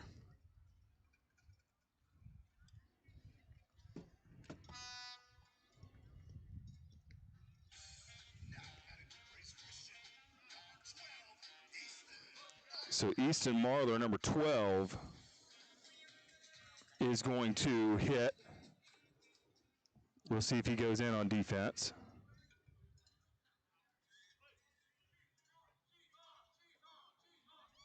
But 1 on, 1 out for the 3 seed. That's ball 1. Just missed the bottom of the zone.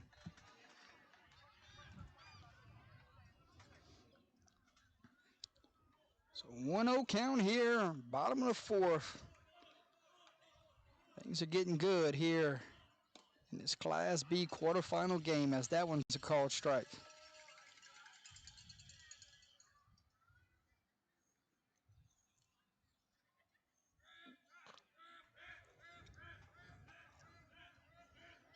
The 1-1 upstairs. So Cottingham kind of trying to get warmed up quickly here. Didn't see him warming up between innings in the bullpen. So it's probably just warm-up pitches when he started this inning. Right. Yeah, I think he had to get in there and get it figured out quickly. As he's got a 2-strike count here, 2-2. So the pinch hitter, as the top of the lineup, waits on deck.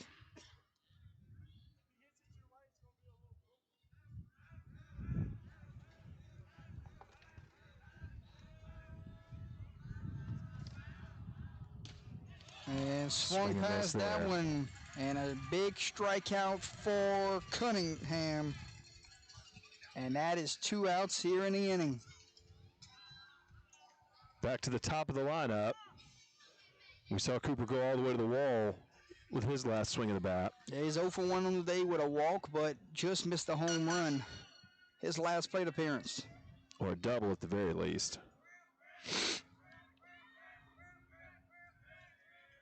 Courtright bats here with 2 outs, and he sees a first pitch strike.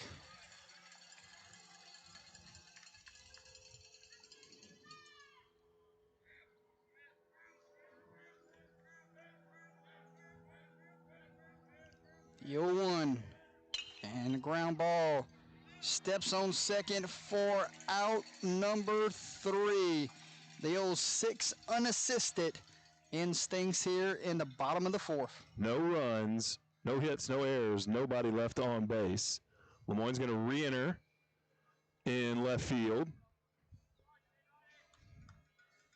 So we'll see what 2-3-4 can do for Grace next time in the bottom of the 5th, and we'll see if Family Community can add to their lead. I think they've got 1, 2, 3 coming up, if I'm not mistaken. Or no, they got 6, 7, 8 coming up. Or 7, 8, 9 probably. Yeah, 7, 8, 9 coming up for Family Community. So McDaniel, he'll be back out on the mound. See if they can get a 1, 2, 3 inning and try to find their way back in this ball game in the bottom of the 5th. All right, we'll go to the top of the 5th inning, a 4-2 ball game. Jordan Taylor, Marshall F. bringing you quarterfinal baseball on Class B. We'll be right back.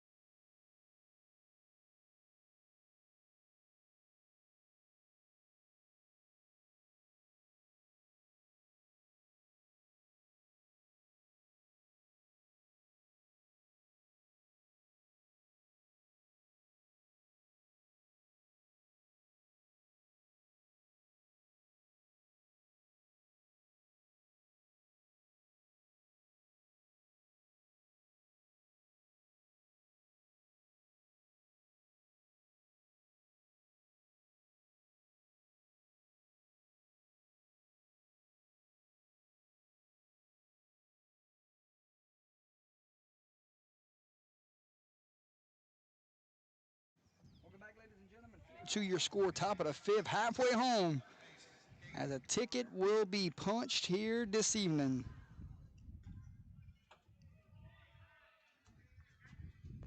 First pitch ball from Brady McDaniel. Family Community had a big inning in the 4th, 3 runs, as the count will run to 2-0.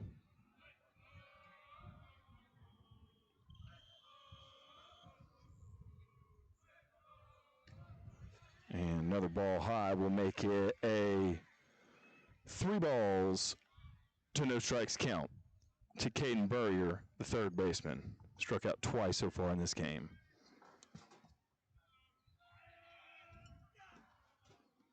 That one's a call strike. I'll get him to 3-1.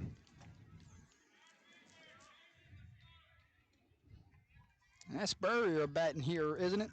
Yes, it is. Another call strike. Right at full. Burrier, a couple strikeouts on the day. Just looking for his first hit. His first look at McDaniel. And he puts this one in play. Diving effort there. Shortstop got it. Fires. Not in time. Everybody's safe. Great effort there. It's an infield hit for sure, but great job with the glove and the throw by Courtright. Nice stretch by Markle to pull it in. But infield single, 1 on, no outs.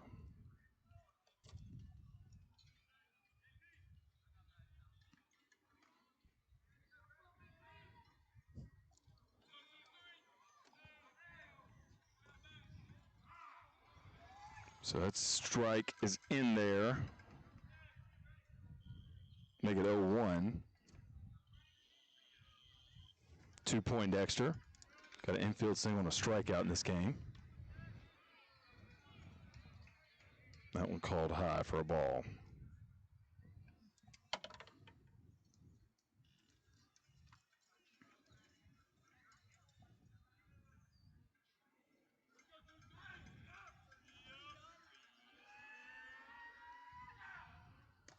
There's a strike. It's a 2-strike count now for McDaniel. So leadoff runner is aboard.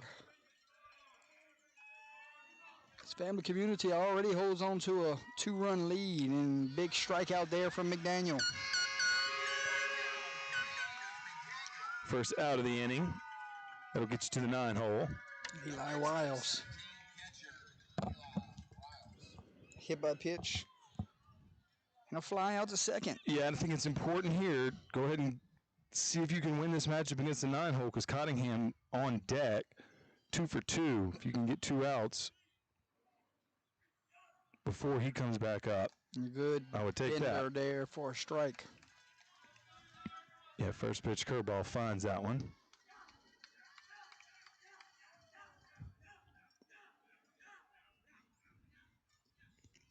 The 0-1.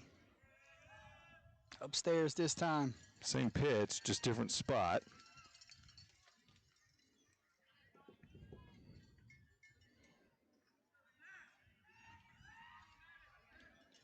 One count, 1 out, runner at first. Top of the 5th. And rip that one. Gonna be a base hit to left field. Runner will go first to third, and he will put the brakes on at the very last minute and stop at second. The 9-hole Eli Riles hit a bullet down the left field line just now. Nice job by Lemoyne in left field. Pick that up out of the mud, but get that ball into the cut and leave, like you said, keep that runner at second. So, but like we mentioned, that's your 9-hole getting on base with a single. So Cottingham, who's 2 for 2 and has swung it really well, is back up with 2 on and 1 out. And all he did his last plate appearances, hit one over here into the park. Splash one over by us, by this light pole over here. So it'll be key for McDaniel and the Warriors to get out of this. I mean, this is officially a jam with your hot hitting leadoff hitter back up. Got to get out of here to stay within 2 runs.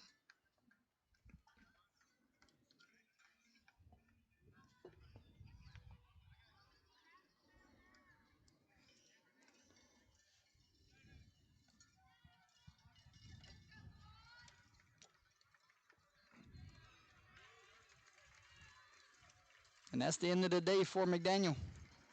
So that'll bring in Courtright, who, like I said, who's kind of pitching kind of that closer role a couple times this season, but another guy that can pitch really well in a starting situation or whatever. So this is the spot right here that they can go to.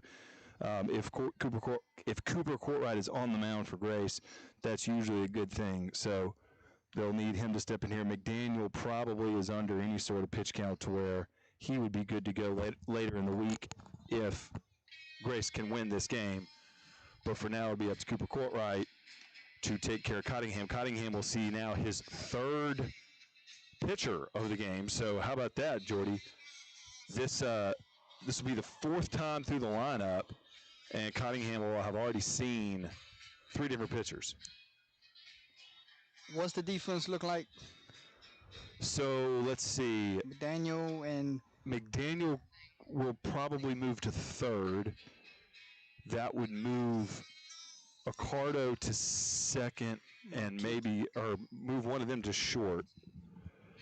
So we'll let you know. Yeah, we'll see. You could probably see either Epnet or Accardo at shortstop. All right, 4-2 your score. 2 runners aboard here. And 1 out in the inning. And we got a pitcher change. We'll be back.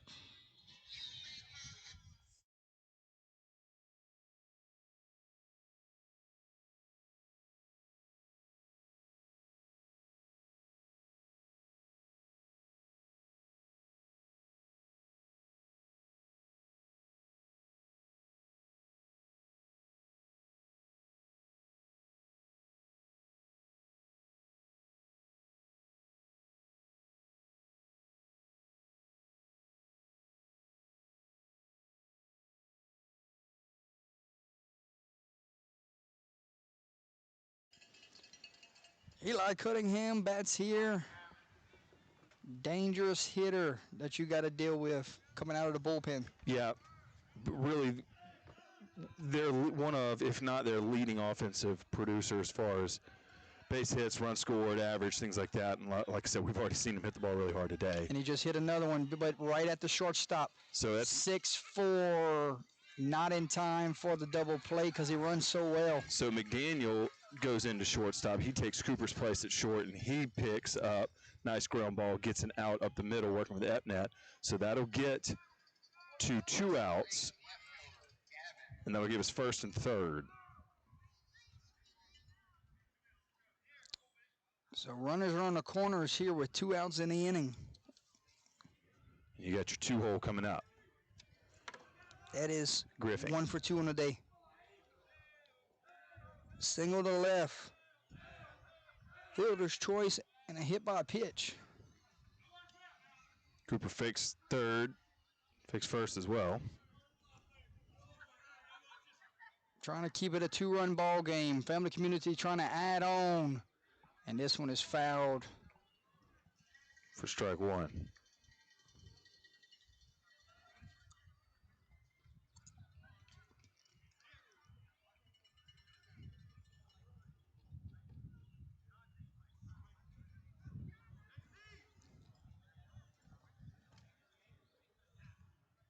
And the breaking ball misses outside. Oh, that's a good pitch. That's a good spot.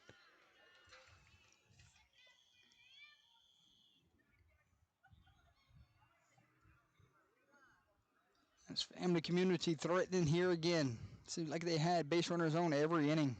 And the runner's off and running here. And a hit and run there, and he fouled it. So that'll give him a 2-strike count for Courtright. Big pitch coming up. I like the move there, first and third. You get Cunningham in motion.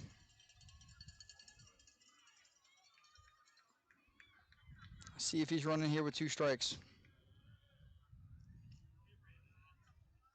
And he stays put. And another foul ball.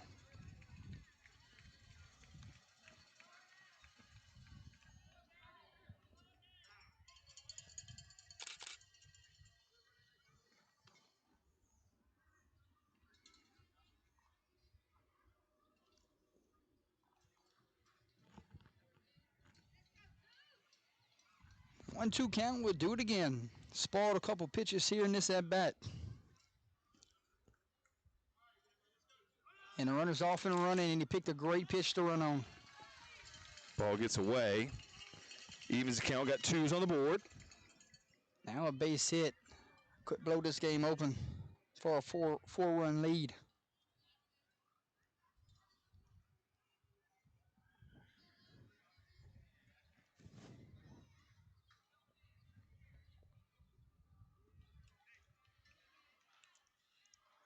Still got 2 strikes here. Let's see if the batter calls time here. And fouled that one. Straight back.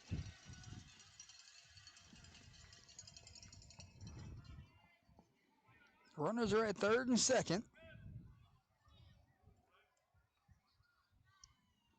Here with 2 outs in the inning. And a 2-strike pitch on the way. Good pitch. Oh, goodness. Upstairs. Catcher try to bring it down. So we got a really big pitch coming up.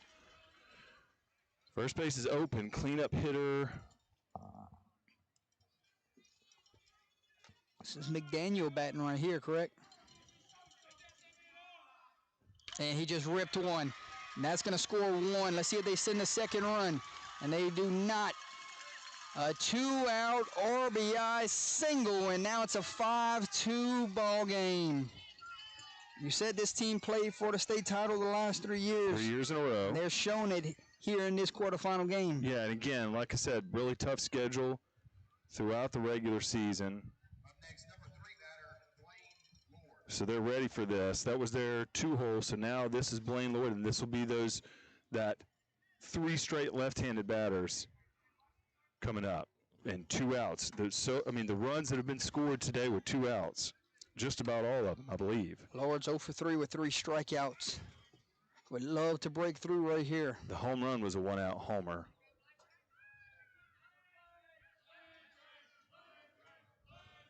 They're on the corners again. And a beautiful pitch for a called strike.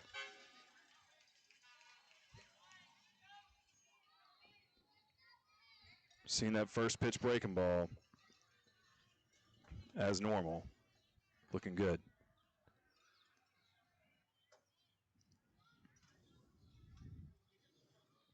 5-2, runners on the corners. Runners off and running. And fouled that one back. Family Community going to the hit and run here in the 5th inning. And now they got 2 strikes. 0-2 count now. They've, like I said, been very effective with 2 outs.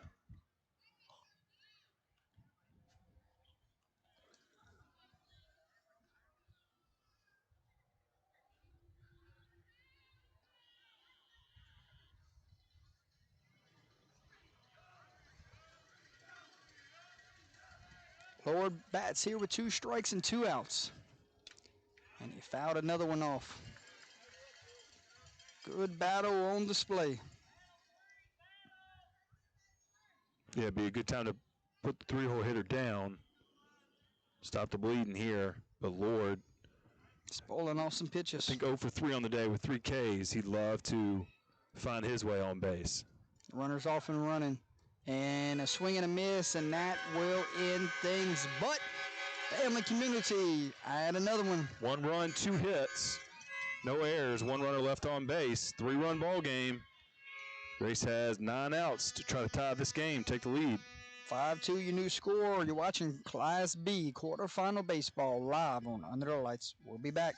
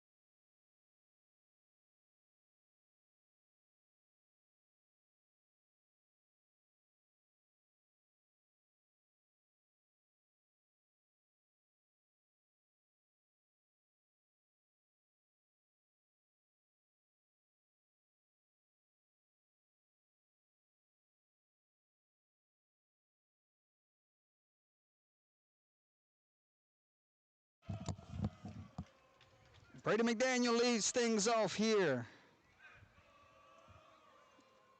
as he sees a first pitch outside as we get things going here in the bottom of the 5th inning. Marshall, you said Family Community starting to count outs, but don't count this Grace Christian team out of it. No, McDaniel's put a couple big swings on the ball so far today. 2 flyouts to left. See if he can drive one, get one down to the grass. Get a leadoff single for the home team. They need some runs. Right now it's just chipping away is what you would want to do, right? As that one is downstairs and a 3-0 count here. You want to make sure leadoff base runners is a friendly way to get it back in the ball game. Yeah, 2, 3, 4. Why not try for a big inning? Go ahead and get it now. Get your way back into this game. And that's a called strike there, and good 3-0 pitch from Cottingham. Cottingham back out for his 2nd inning of work. The 3-1. And ball 4, he walked the leadoff runner. So maybe a little momentum here for Talon Epnet. McDaniel's aboard via the walk. Here comes Epnet. And Talon scored, reached base, and got the scoring going for the Warriors earlier in this game. Reached on error. And what an opportunity for him now to at least move a runner. Runner aboard. No outs. Bottom of the 5th inning.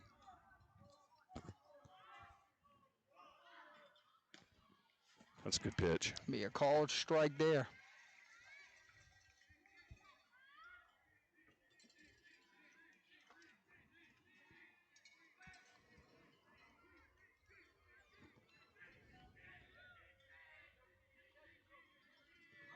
The 0-1. Just missed. And a 1-1 count here with a runner aboard. No outs. A 3-run ball game. As Grace Christian, wearing the home whites, will bat here. And that one is popped up in the infield. Caught by the second baseman for out number 1. So a big time out there as Grace Christian was trying to get some momentum going. Yeah, that's where Ebnet went on his last at bat to second on the ground. Pops out there. 1 on, 1 out. Here comes Tyler Accord. That double. Believe he had a hit, yeah. His last at bat. And that.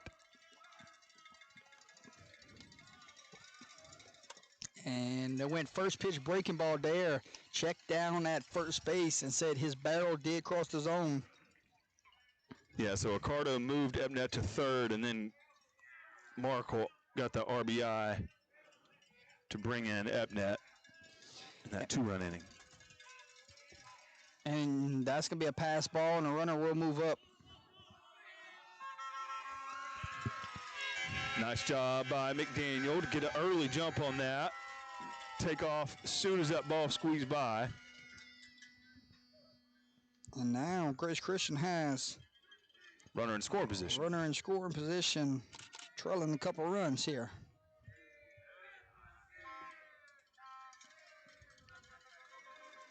And you got the big bumper batting here. Yeah, Accardo with an extra base hit. Got to the wall. In his last AB. McDaniel waits at second.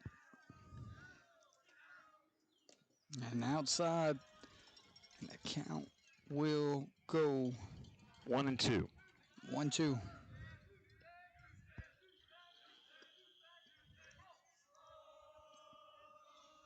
Accardo waits on the 2-strike pitch. Here it is. And going to be a base hit into right field. And having some trouble with it. That's going to score a run. Will score a run, and the runner will stay at first. A 1-out RBI single from Tyler Accardo, and his second hit of the day comes via a run. So a little bit of a misplay in right field allows McDaniel to get around third and score, but man, that ball sounded really powerful coming off the bat, and that's twice. We're at 2 at-bats in a row where Accardo has really put a charge of the ball. Now, again, Markle can follow up back-to-back base hits by Accardo with back-to-back base hits of his own. Markle sees the first pitch strike. Yeah, Markle had an RBI single his last plate appearance. On the first pitch he saw. As we have a new ball game here, it's now 5-3, Marshall. Lights are on here at the ballpark. So we're officially under the lights now.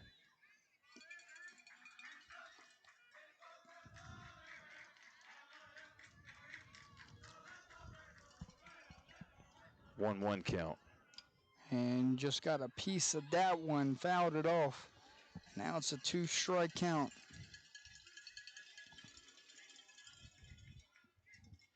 Markle's hit it over the fence this year. If he does, definitely not something they need right now, but tying run is at the plate. But if he does, he ties this game up as both teams are in their bullpens.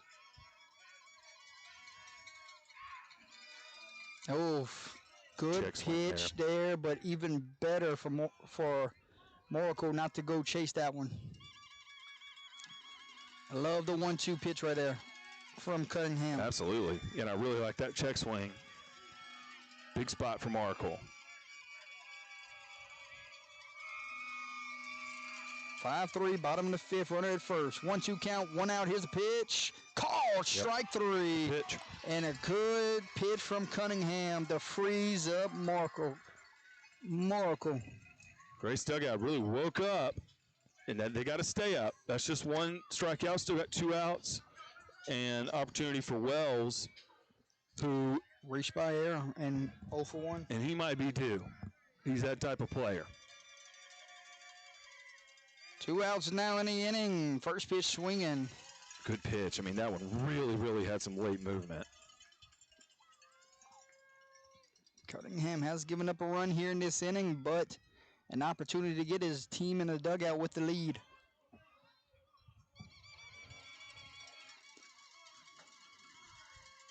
And a ground ball to the third baseman, backhands, fires in time, 5-3, put out for out number 3. 1 run, 1 hit, no errors, and 1 runner left on base. So home team makes a little headway back, gets a run back, but they've got to get some 1, 2, 3 innings to give themselves a chance to get 2 runs back with 6 more outs to go. Try to tie this game. Family Community, on the other hand, they've got 7, 8, 9 coming up. 4, 5, 6. 4, 5, 6 coming up. Okay, so a great chance for them to try to do a little bit more damage. They will go up against Courtright again. We'll see if he settles in, or if we see if Family Community is going to get those bats woken up and get a little bit more insurance. 4, 5, 6 due up. We got us a 5-3 ball game. Top of the 6th we go. We'll be right back.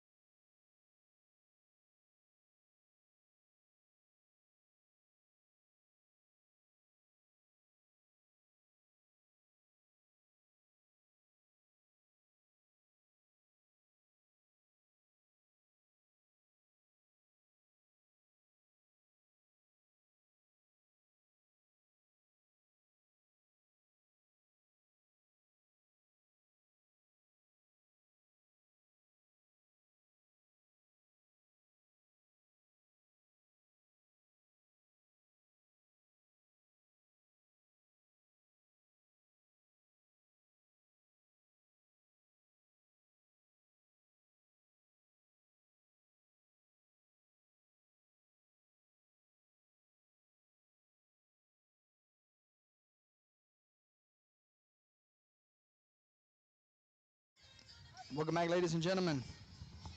Long delay just now. Not sure what occurred, but we're ready to go.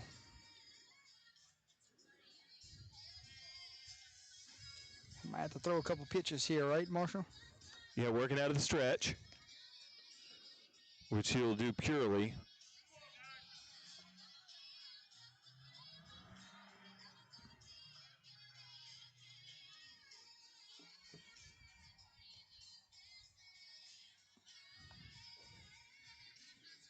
Yeah, just waiting for Wells to get out there.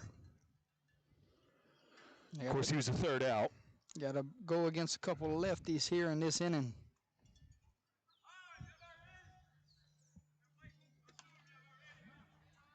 Leading off top of the 6th inning, number 9 DH, Trip Williams. Trip Williams bats here. Cleanup hitter. 2 strikeouts on the day. Also got aboard with a walk.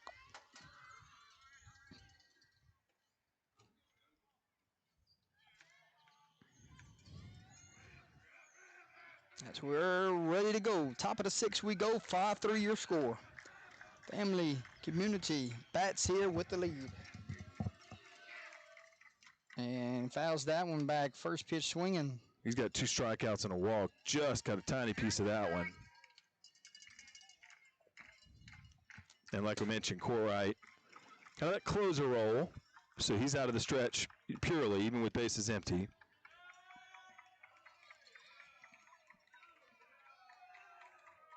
And ran it on his hands and just he's got a got a piece of 2-strike it. count.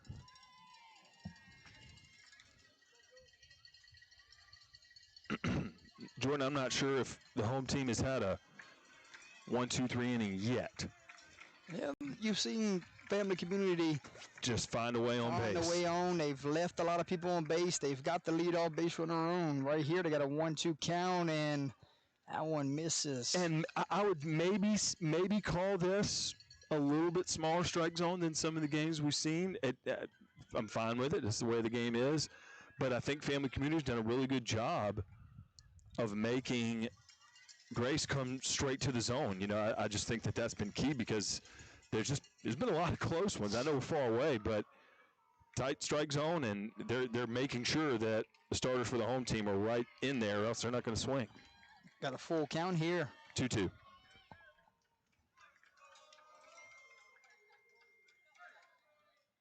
And that's going to be a call, strike 3, and a very important out there to get the lead-off hitter out.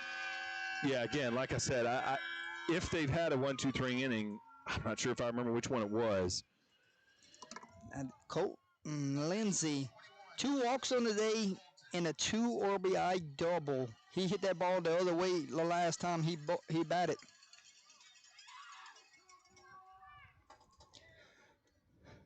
And he sees one inside. Just misses low. To start this at bat. And in. Oh, excuse me. Ball 1.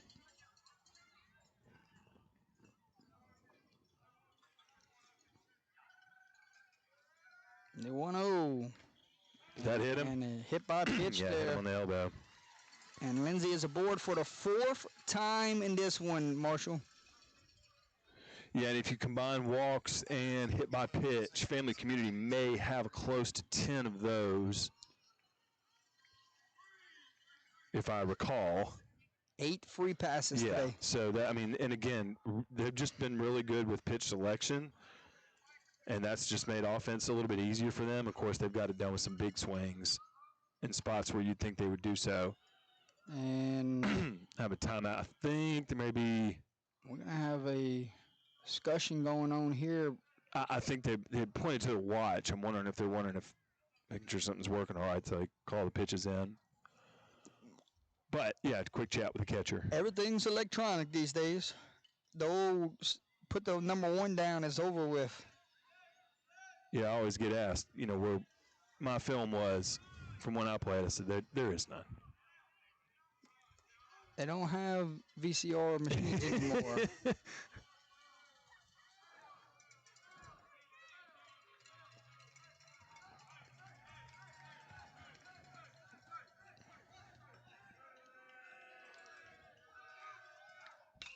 This one is skied.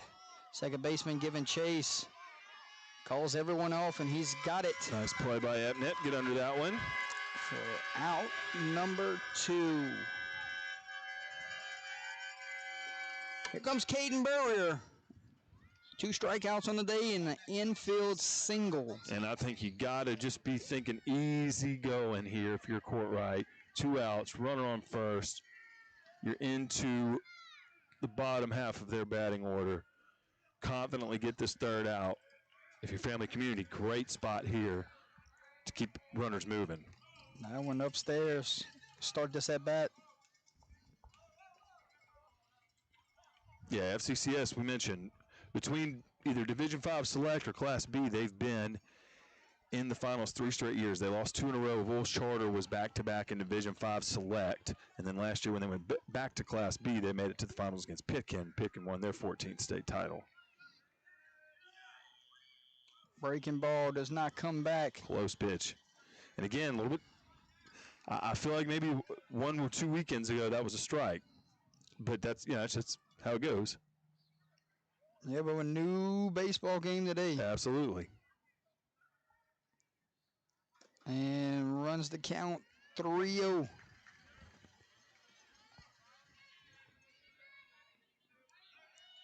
Yeah, again, family community, just great job with selection. The 3-0. Ball 4, and we got walk. 2 out, walk, and now we got 2 aboard. As Braxton Pondexter is due up next. Infield single, 2 strikeouts on the day. Up next, number 23, right fielder, Braxton Poindexter. Poindexter. You've been letting me say Pondexter the whole game, huh? Jordan, you've been saying Leffner all year long. I'm not going to, you know. Loeffler. We'll work on it in the offseason. I come to Alexandria to give you a game. And this is how I treat you. Yep. You wasn't even supposed to be working today, sir. Well, it's all about those mothers today. I'm just here to help. And Poindexter is here to try to get this runner in scoring position around Grace outfield, playing deep. Make sure that run stays at third. Oh, that was filthy. Good pitch. Woo. 0-2. Now Poindexter's got to choke up here and try to just put something in play.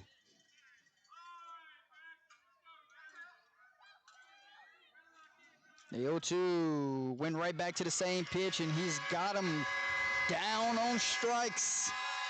So not quite a 1-2-3 inning, but no runs, no hits, no errors, 2 runners left on base. GCS has 7, 8, 9 coming up. So we'll see if they can at least grab 1 run back and give themselves a chance in the 7th inning. They got to go.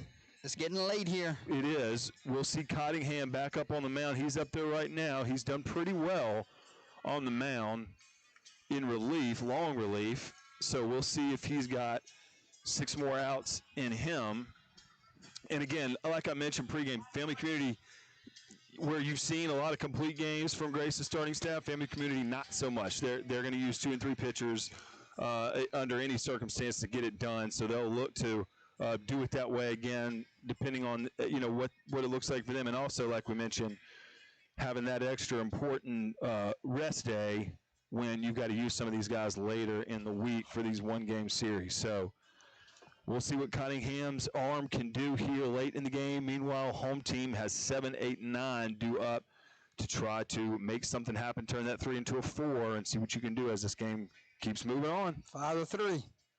Bottom of the 6th. Here comes the home team, trailing some runs. We'll be back. We'll bring you to bottom of the 6th right after this break.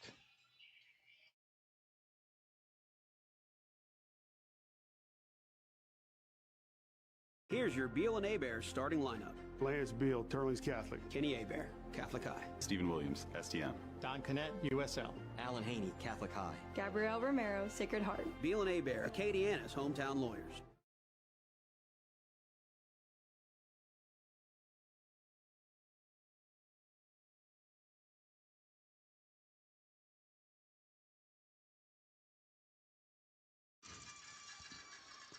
Let's do it. Bottom of the 6th we go. Winner of this one punches a ticket to Sulphur. Gage Fuller, 2 ground outs this game, running hard down the line. Let's see if maybe he puts another one on the ground if he can beat it out.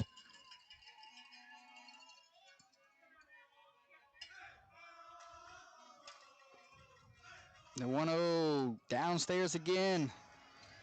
And if I'm Grace Christian in this inning, I'm being very patient. I'm getting my pitch. I'm not going to hit the pitcher's pitch here. You do not want to swing at a bad pitch and get yourself out. Right there, a 2-0, right down the heart of the plate. Figured he'd see one there. I'm making him come to me, but I'm ready to hit it when he does. And back-to-back strikes, he was not. And now he's down 2-2 count here. Can Cunningham get a big punchy here to set the tone of this inning?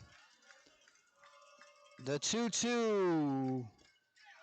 Misses You downstairs. saw Riles set up low and away. Tried to pull that pitch up.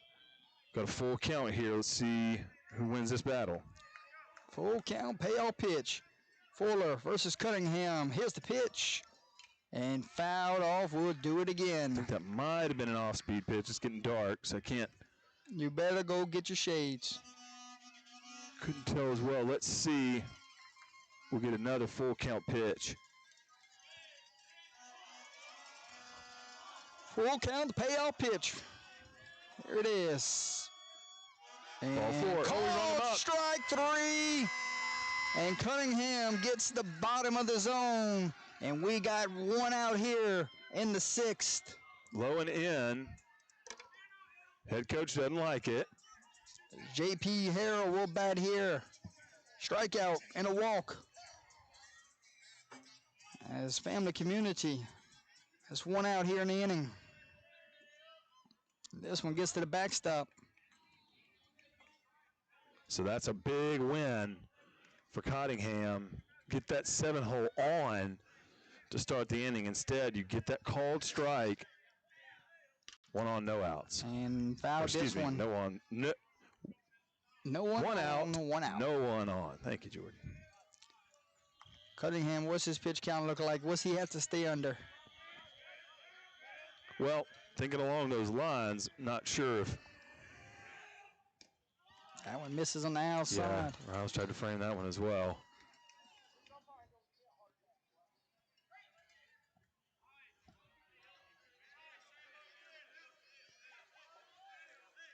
Here's the pitch.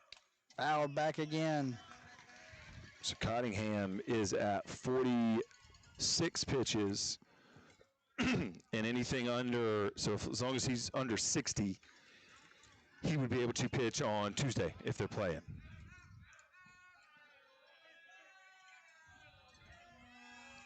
And the 2-2, swing and a miss. And back-to-back strikeouts here in this inning. And now 2 outs in the inning, and we'll see if this is Limon back up or we I have think we another got pinch hitter. Easton Marler again. So that'll burn the left fielder Lemoyne. So we'll see if Marler comes in left field in the top of the 7th.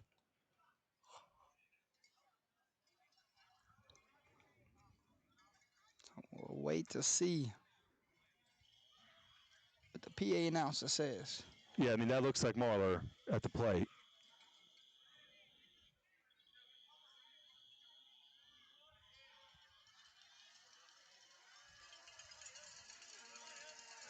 Two outs here. The bottom of the 6th.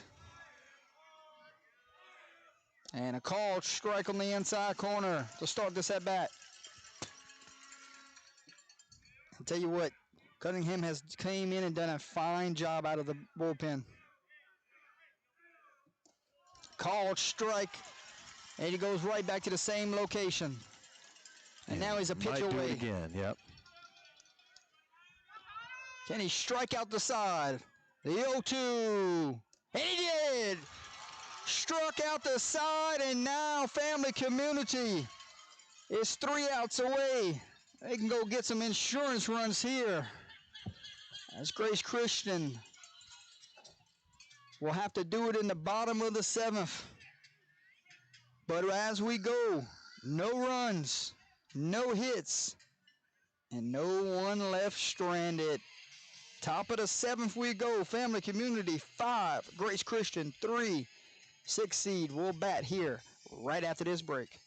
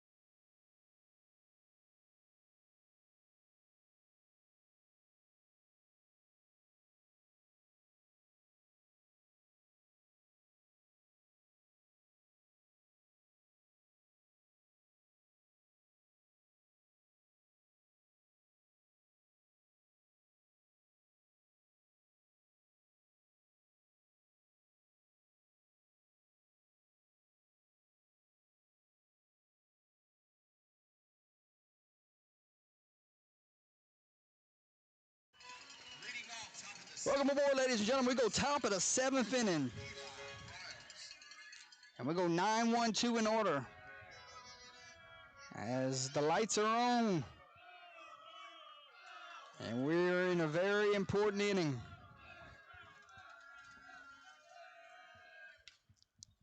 First pitch swinging here, diving effort. Did he get it? He got it. He caught it. And shame on me. Wow. Shame on me for not getting the camera over there to get that spectacular play from the first baseman. I mean, there's definitely a rug burn, turf burn on his right arm. Logan Markle dove. Do want to apologize. Full extension. We are a limited crew here. We're shorthanded, and we did not get that fantastic play just now, Marshall. Man, what a great effort by Logan Markle. Just full extension and got that ball. So 1 out here. So just like the last time around where they really needed to get that 9-hole out, they did this time. So it sets the table for Cottingham. He's 2 for 4 on the day. Yep.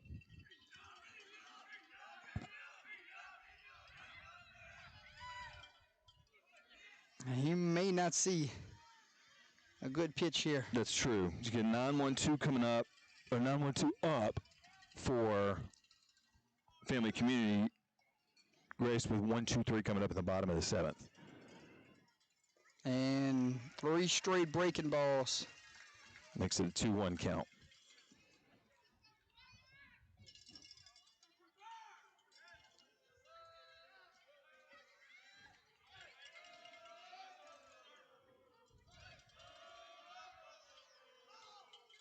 And called strike on the outside corner. And now the count runs 2-2.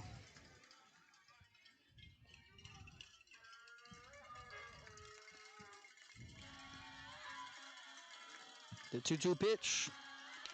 Ground ball. Shortstop gloves it. Fires. And good pick over there. Safe. And they're going to say his foot was off the bag. And we're going to immediately have the umpire crew come out. So it was a really nice job with the glove by McDaniel. He got up and was throwing immediately. He could have taken a little hop step, put that ball in the middle one time and fired it over there. He threw quickly. Marco tried to make the play, caught it, but it moved him off the bag. So a little error on the throw, 1 on, 1 out. And Cottingham continues to find his way on base.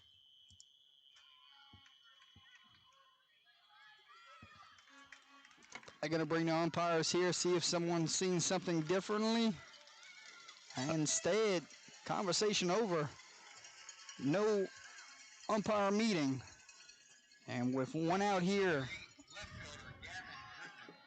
So if you're Griffin, you look to take advantage of that. Runners on base, keep them moving. If you're Grace, try to roll 2 and erase that little mistake.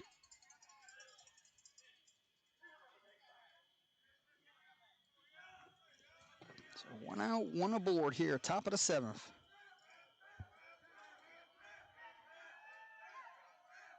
So you can go right back and get another ground ball. That's a called strike on the outside corner.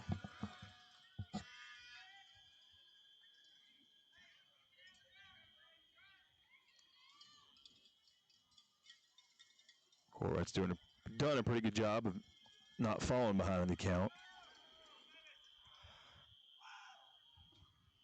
And that one misses downstairs. Count runs 1-1. Good spot on that one. Should we see Cunningham coming back out to try to close this one? Or you think they go with somebody else?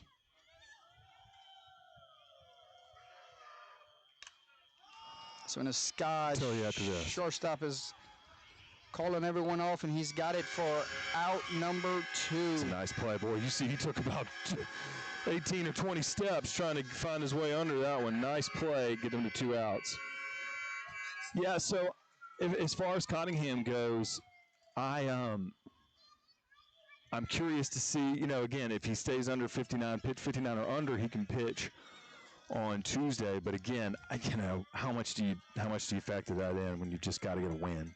There you go. So he's been hitting the ball well. Ground ball gonna find center field, and we got a 2-out base hit from Blaine Lord, his first hit of the day. Yeah, he was 0 for 4 with 4 strikeouts, so nice to see him And he jumped on the first get on pitch. base. Yeah. And why not? 2 strike count's been messing him up today. Just go ahead and hit the first one you see. Nice job by number 3, today's starting pitcher. He keeps the inning going. As Trip Williams, who is 0 for 3 on the day with a walk. 3 strikeouts. So DH here with a runner in scoring position. Right fielder's got to be ready. You know Trip Williams is going to want to try to add a run here.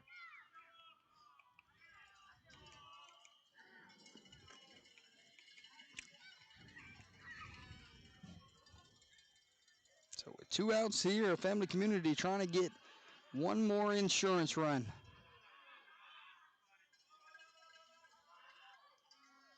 Step off, regroup, and we'll do it again. Runner at first, runner at second. 2 outs, 5-3, top of the 7th, winner to the semis. Good breaking ball. Good pitch, it's in there.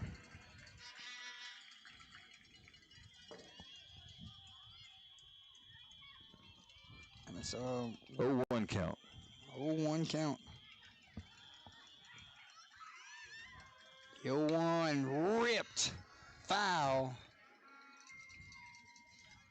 So like I said, right fielder's got to be ready, but Courtright does have an 0-2 count right here.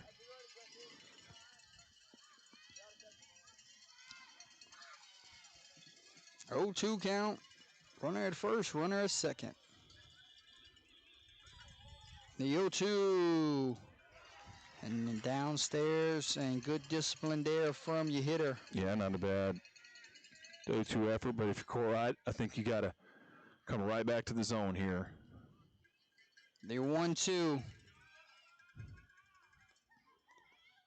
And ground ball. Shortstop gloves it. Fires in time. 6-3 put out. Last chance for the Grace Christian Warriors. They trail 2. It will be top of the lineup, due up. 2 will send us to extras. 3 will win the game, or 3 outs will win it. A lot to happen this next inning. That was no runs, no hits. No runs, 1 hit, no errors, 1 runner left on base. Top lineup coming up. So Courtright will get a chance to help his own cause in a big way. And then McDaniel, who had some good defensive plays, was active there, pretty much got the ball hit to him most of the inning. He'll be hitting second. And then we'll see in the 3-hole what Talon Epnet can do, who's already got on base today. So the time is now for the home team to try to get back to Sulphur. Of course, Family Community, they've been in Sulphur the past 3 years. So we will see what they're able to do to see if they can keep Grace off the board. Grace got to make a desperate effort to try to tie it up. 3 outs left at home. Bottom in the 7th, what more could you ask for to watch these 3 outs, Jordan, to see which one of these teams can outlast the other and make it down to Sulphur on Tuesday? Will they be late inning drama, or will we see a ticket punched right here?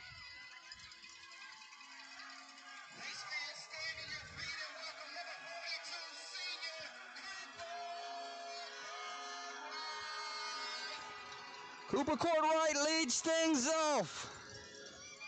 One of the seniors on this team got a young core, but their senior leadoff hitter watches ball 1. We asked who will be on the mound, and it is Cunningham. Trying to take his team home here and punch a ticket to Sulphur. A call strike on the outside corner. Grace Christian needs 3 for a walk-off victory, or 2 to send it to extras. Downstairs. 2-1. How important it is for this at-bat to set the tone from the defensive side or the offensive side. Big swing and a miss. And the count runs 2-2.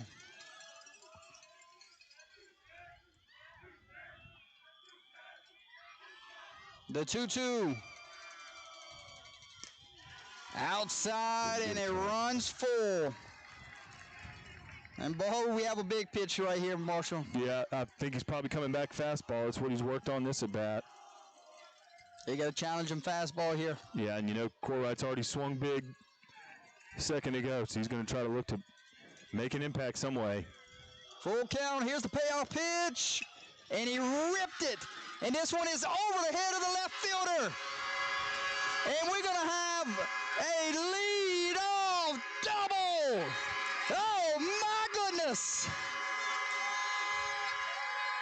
That's just what the doctor ordered if you're this home crowd. Quarterfinals, the senior. Smoked that one. No doubter, wall banger on one hop. So, did Uncle Mo just buy a ticket and walk into the park? Time runs at the plate, buddy. Don't go anywhere, folks. High drama late. And ball one. Runner at second. No outs. Bottom of the seventh, and it's a 5-3 ball game. Called strike. Saying he went. Well, check swing. Evens the count. 1-1. Here's the pitch. And did that hit him? No. It is a pass ball, and a runner is at third. So, same approach for McDaniel because that run isn't the one you want. So, for him, he's got to do the same job. You got to sacrifice the run here and get an out. Yeah. If you can do it with a base hit there, that'd be even better, of course. Especially ahead in the count. No go on that. Not taking any chances here if you're Grace Christian. Yeah, 3-1 count. So, yeah, I can definitely try to make contact with a sac fly here, but McDaniel's gone over the fence before here at home. Don't need that right now, but anything he can do to put the ball in the outfield will be good. And a ground ball, going to be a tough play for the third baseman. And big stretch at first, and he's got it, and the run did not score. Good job there from your third baseman. Is it still Burrier? Yes, Burrier, yes. And one out in the inning now. So that's a good job, McDaniel. Like I said, one of their more powerful bats as far as just getting it into the gap or getting it into the outfield where we are, and they keep him in the infield. And like you said, Burrier with a really nice play at third. Very surprised he didn't score there either, because third baseman was charging there. His momentum was taking him to first base, and did not score there. But we got one out, runner at third. And he's down 0-2. That was may have been the fastest one that Cottingham has thrown tonight. That one had some absolute cheese on it. 0-2, runner at third, one out, bottom of the seventh. Here's the pitch. Swing and a miss.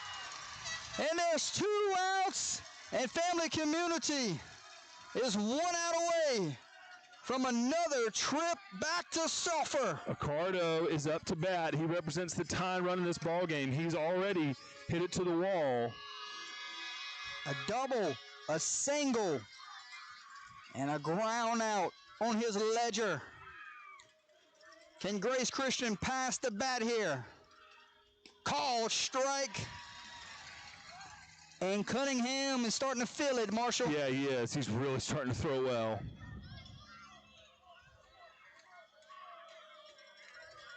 The 0-1. Ground ball.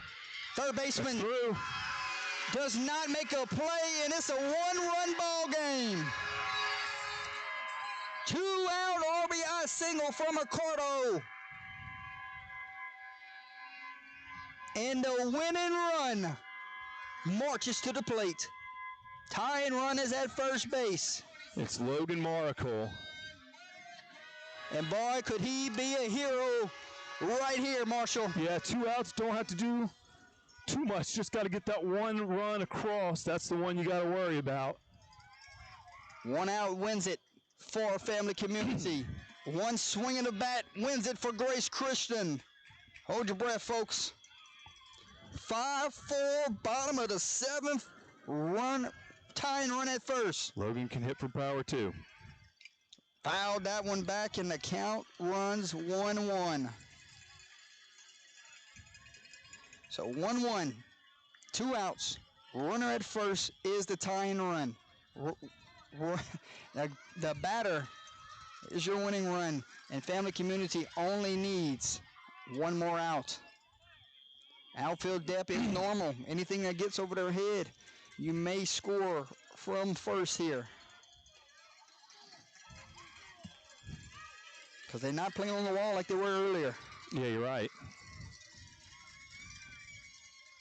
The 1-1. Big swing. And now he's down 1-2. And now Grace Christian is down to their final strike of the season. Think breaking ball or fastball here from Cottingham?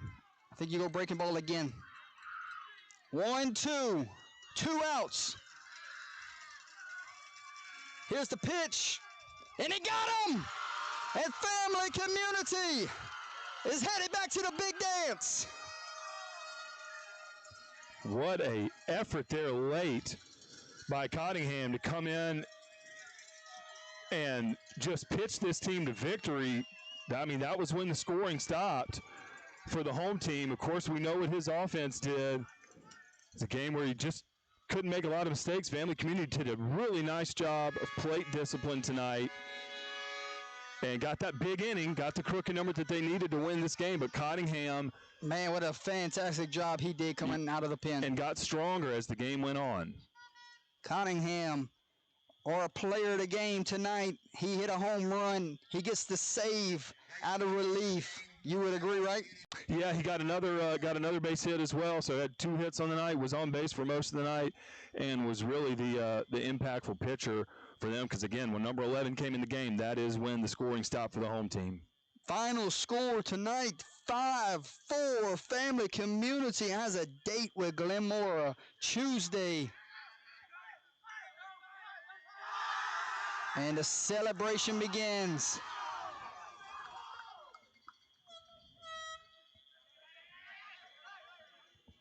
Yeah, congrats. And watch Coach coming in. Coach is going to come in.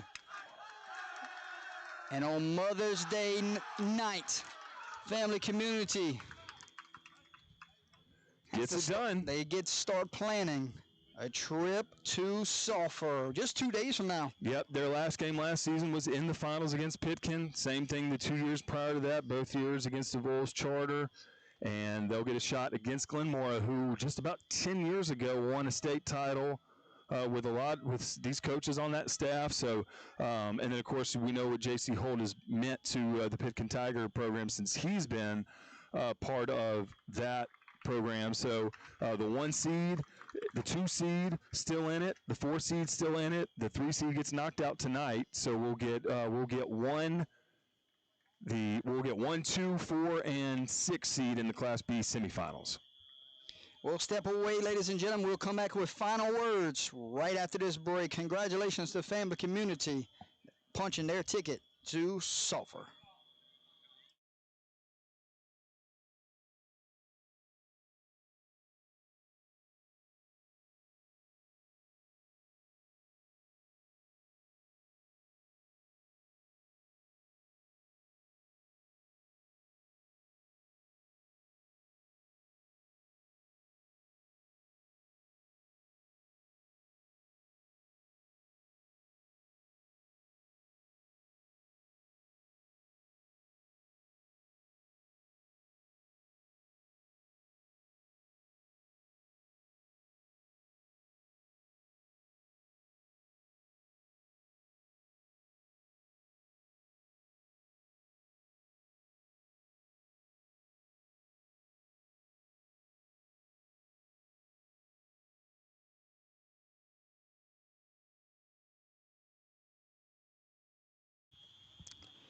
Back for the final time this season.